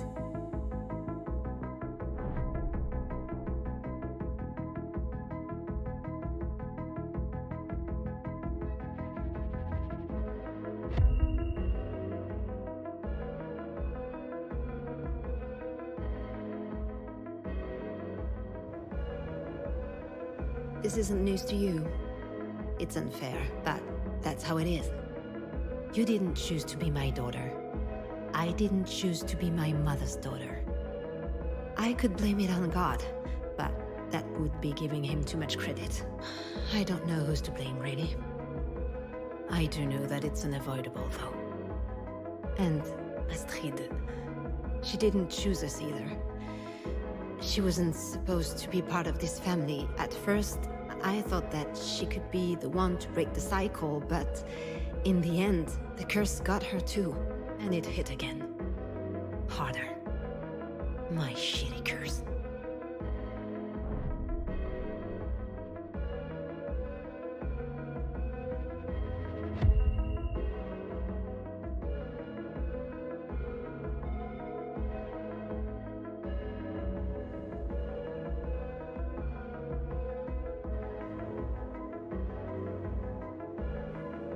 And so, you're working for Marie now? It's not like that, Alex. Like what? I don't know. Like, I don't know what I'm doing. Like, I left you to run back to my overbearing mother's clutches. No, you're wrong. That's not it. I'm well aware that you don't need your mother. She's the one who needs you. For a moment there, I thought Alex was out of his mind. Marie needing me?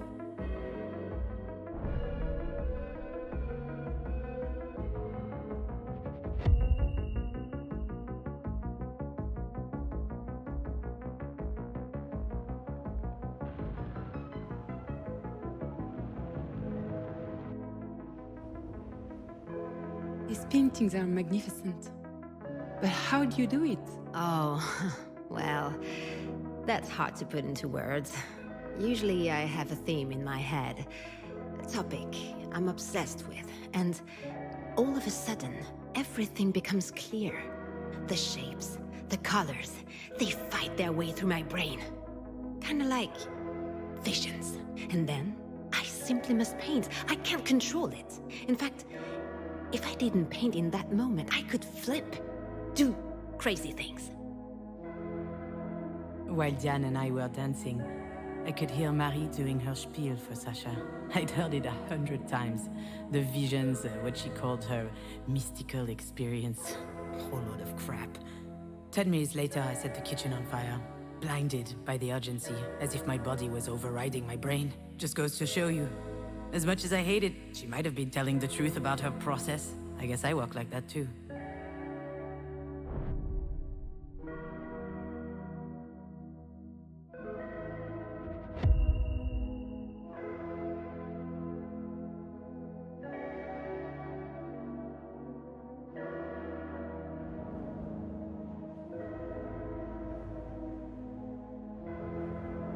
What about those over there, in the tank? Are they still alive? Of course. The true connoisseur prefer to cook their lobsters at the last minute. And I'll take them. Absolutely, miss. Do you want one or two? I want them all. I mean, there's about 2 dozen in there. Did you win the lottery or something? I'll need one of your coolers too, for the road. I drove to the ocean, opened the box and threw them back in the sea. Freeing them was pointless, laughable even. But it felt amazing. I was able to change things. I could reject the fact that it is what it is. Just say no. What's the point in being alive if everything's already been decided for us?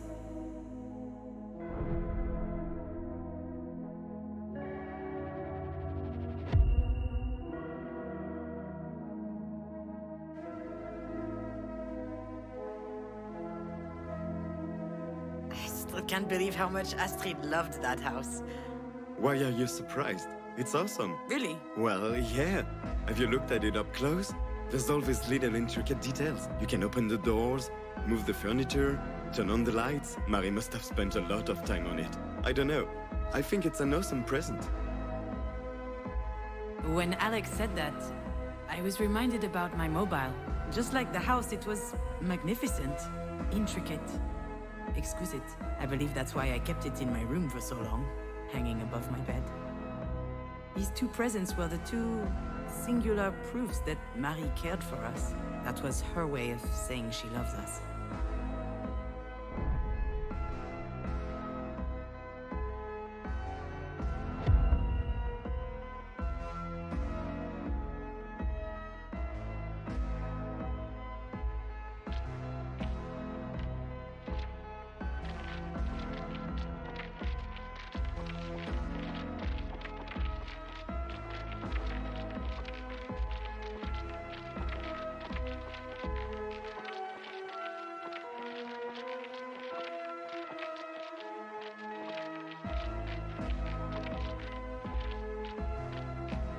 Mom, thank you. What for? You know what for. For what you just told me. For not giving up on me. For your help. Listen to me, dear. One thing is for sure on this wretched earth. A single thing. It's that you don't need to thank me. For anything. I'll see you Monday at the studio. I found that really weird at the time, this whole exchange.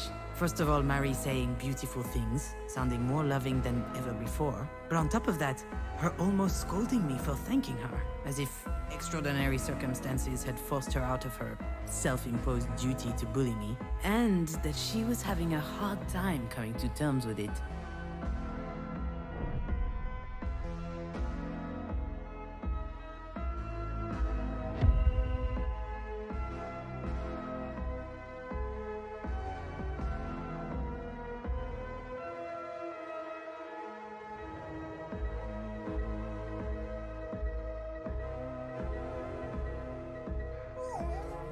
Thank you for the mobile.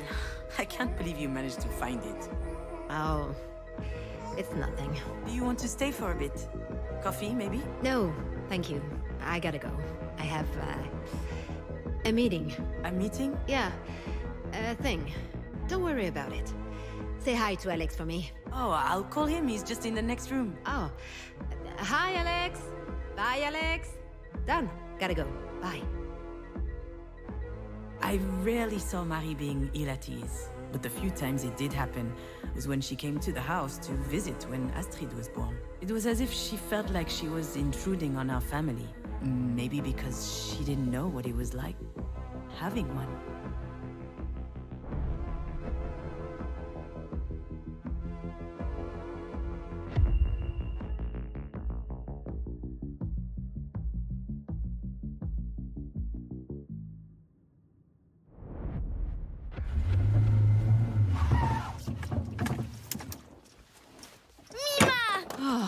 It's stifling hot in there. Yeah, sorry, AC's broke. Get in, we're running late.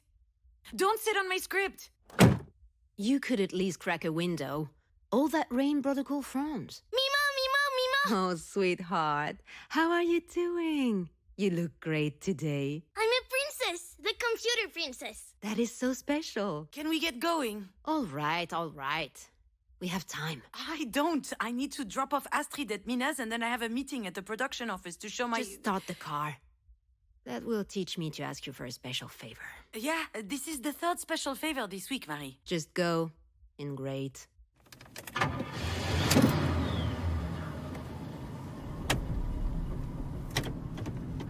Shit, I can't drive with these heels on. Why are you even wearing these things? Silly me, just dressing up for a business meeting. Sweetie, what present did you bring for Mina? A Clay-Doh pizza factory. I love pizza. You look really flushed, dear. Are you too hot? Let me take your coat off. Marie, what on earth are you doing? Just for 1 second. Forget it. Sit down. We're almost there. Just watch the road. You sit down right now. Stop that. You are worse than a traffic cop.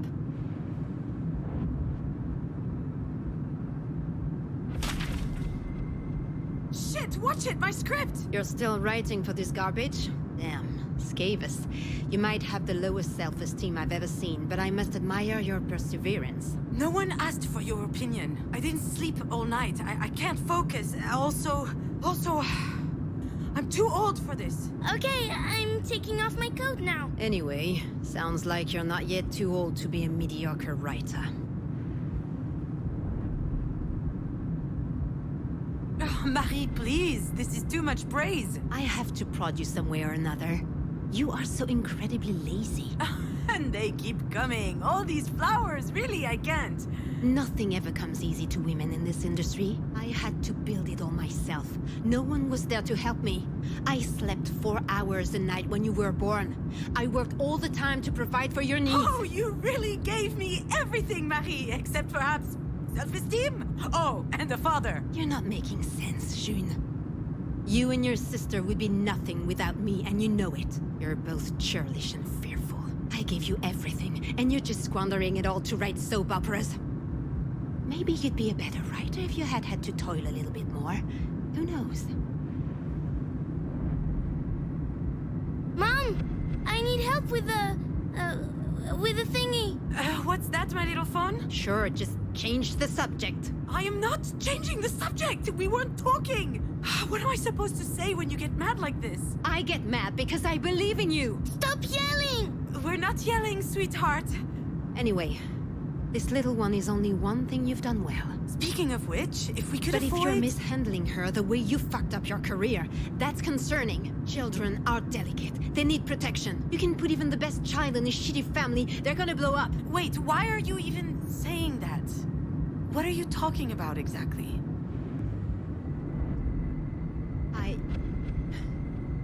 I made some mistakes with you two, it's true. We turned out okay in the end, didn't we? Whatever you think. You don't get it. There's something hanging above our heads. All of our heads. Something that's about to fall on our heads if we're not careful. It's been there forever, passed from one woman onto the next in our family, like a disease. Are you sick, Mimo? No, sweetie, she's not sick. This is grown-up talk. You're right, June. Love. Love of self. It's true, I don't think I taught you that. But I think that's because no one taught me either. Or my mother. Oh, okay, and so you're scared for Astrid?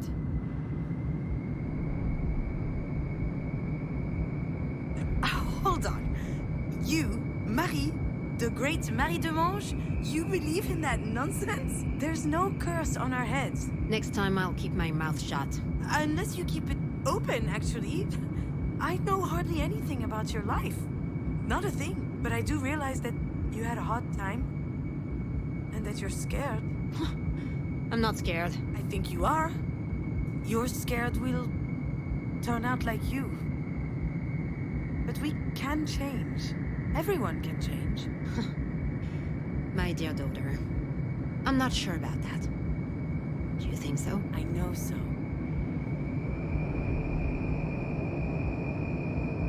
And that's all thanks to you.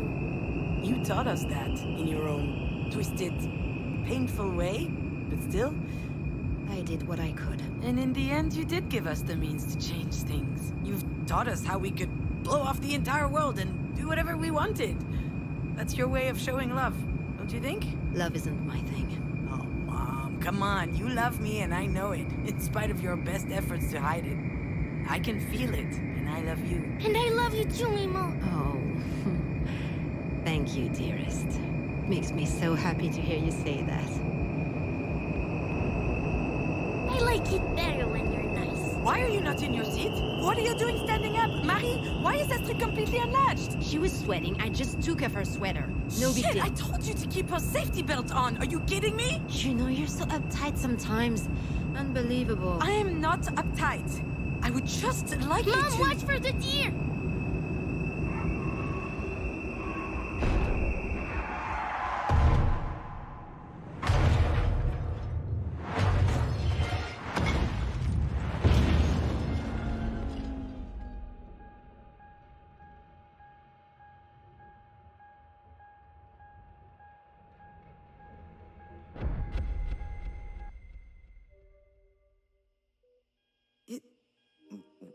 It was you? You knew, didn't you? The fight, the unlatched safety belt.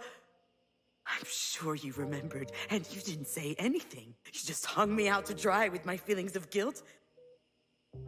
That's it. That's the real reason.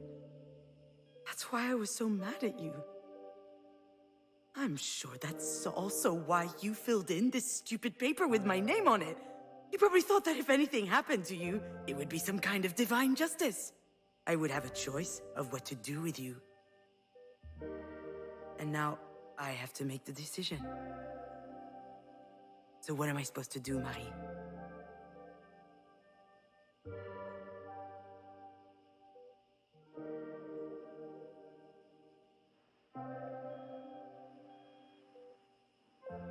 Maybe we could invent something else. We deserve that.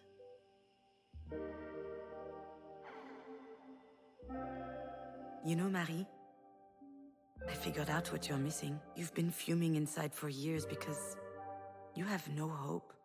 But no one can live like this. Not really. I need hope. That you'll be okay. That you will heal. That life will go on. And maybe even one day, you and I can talk. Really talk. About everything. And if, unfortunately, things don't turn out that way, if you were to die, at least we'll have had this. Hope that things change. Hope to change. I'm not forgiving you, Marie. As Astrid would say, there's nothing to forgive in an accident. The only one I want to forgive is myself. I forgive myself for my failures, for not believing in myself for so long. I'm sorry I had such a hard time realizing how strong I am, in my own way. I have the strength to live. I even have the strength to help you live if it comes to that.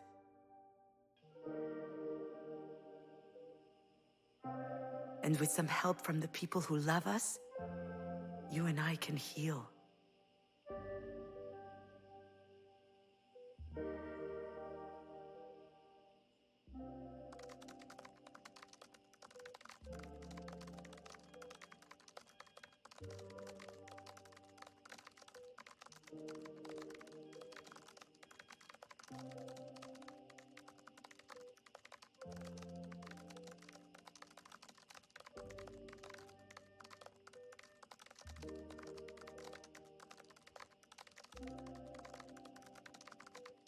Mom, you promised we'd go to the park. And we will. Just give me 5 more minutes, will you?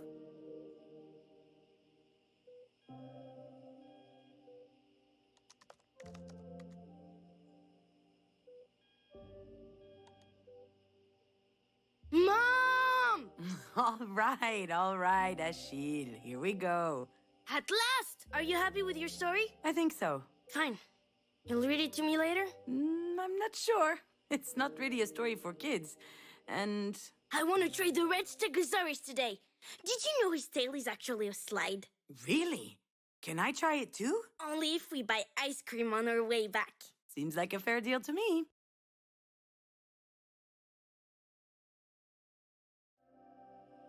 So what am I supposed to do, Marie?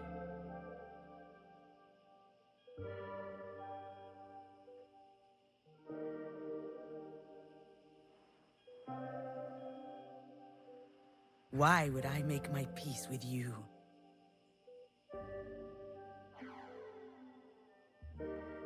I can't give you what you want. Not this time. I refuse to take on this responsibility. If Diane feels like taking care of it, good for her. I'm tired of your crooked schemes, your poison chalices. I don't want anything to do with you anymore. But don't go imagining things either. I don't want you to die. In fact, I was hoping you would live through this. That you would come back cognizant enough to think about what you've done. And that it would make you suffer. For a long time. You'll never see me again. I'm sorry I can't look you in the eyes to tell you this. And yet, that's exactly how things have always been between us. Adieu, Marie.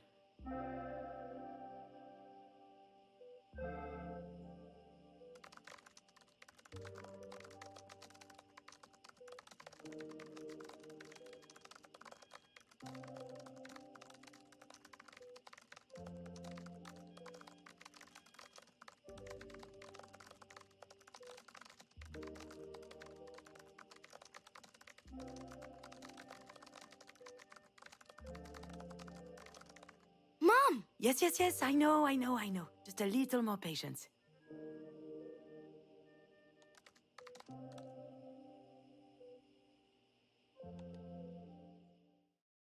So what am I supposed to do, Marie?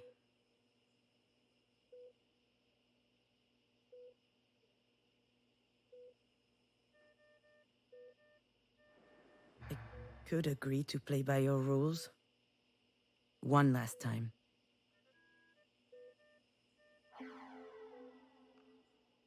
Very well, Marie. We agree. I'm going to tell the doctor not to take life-prolonging measures. That's what you would have wanted. But just so you know, I'm not doing this for you. I'm doing this for Diane. She loves you, you know? She doesn't want you to die. But I don't want you to begrudge her for still being alive. I'm doing this for myself as well. Because I hate you. I hate you for what you did to Astrid. I hate you for my years of defenselessness and anger. And I think I'll never be able to not hate you. I actually understand your fear of not being completely there. I understand it because that's how I've always lived. It's horrible. And it stops today.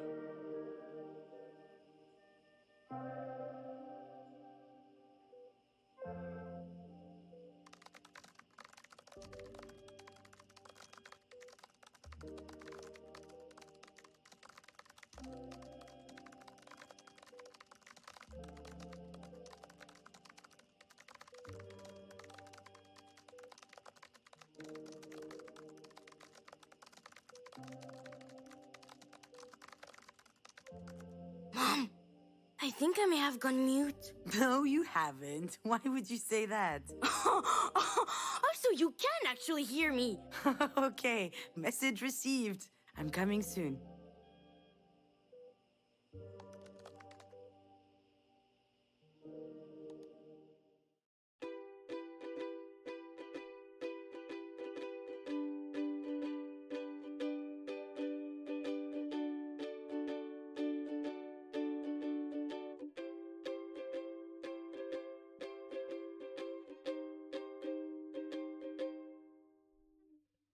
Gone are the times when I fell into my bed like a rock with no need to grind, no weed. I just had to close my eyelids into oblivion until next morning. But then came the day, came the night when I had this dream of you like a rock. You felt so very warm as I held you in my arms. It even woke me up, bursting in love. How could I pretend to even go to sleep like a rock when I know you are there? As I feel I can sparkle your resurrection till next morning. Should I dream of you? Could I dream of you? Would I dream of you? Would I? Would I? Should I dream of you? Should I? Could I dream of you? Could I? Would I dream of you? Think I'd like to if you allow me to, but you stole my nights, my freedom to surrender like a rock to the ceiling beam of uncontrolled dreams.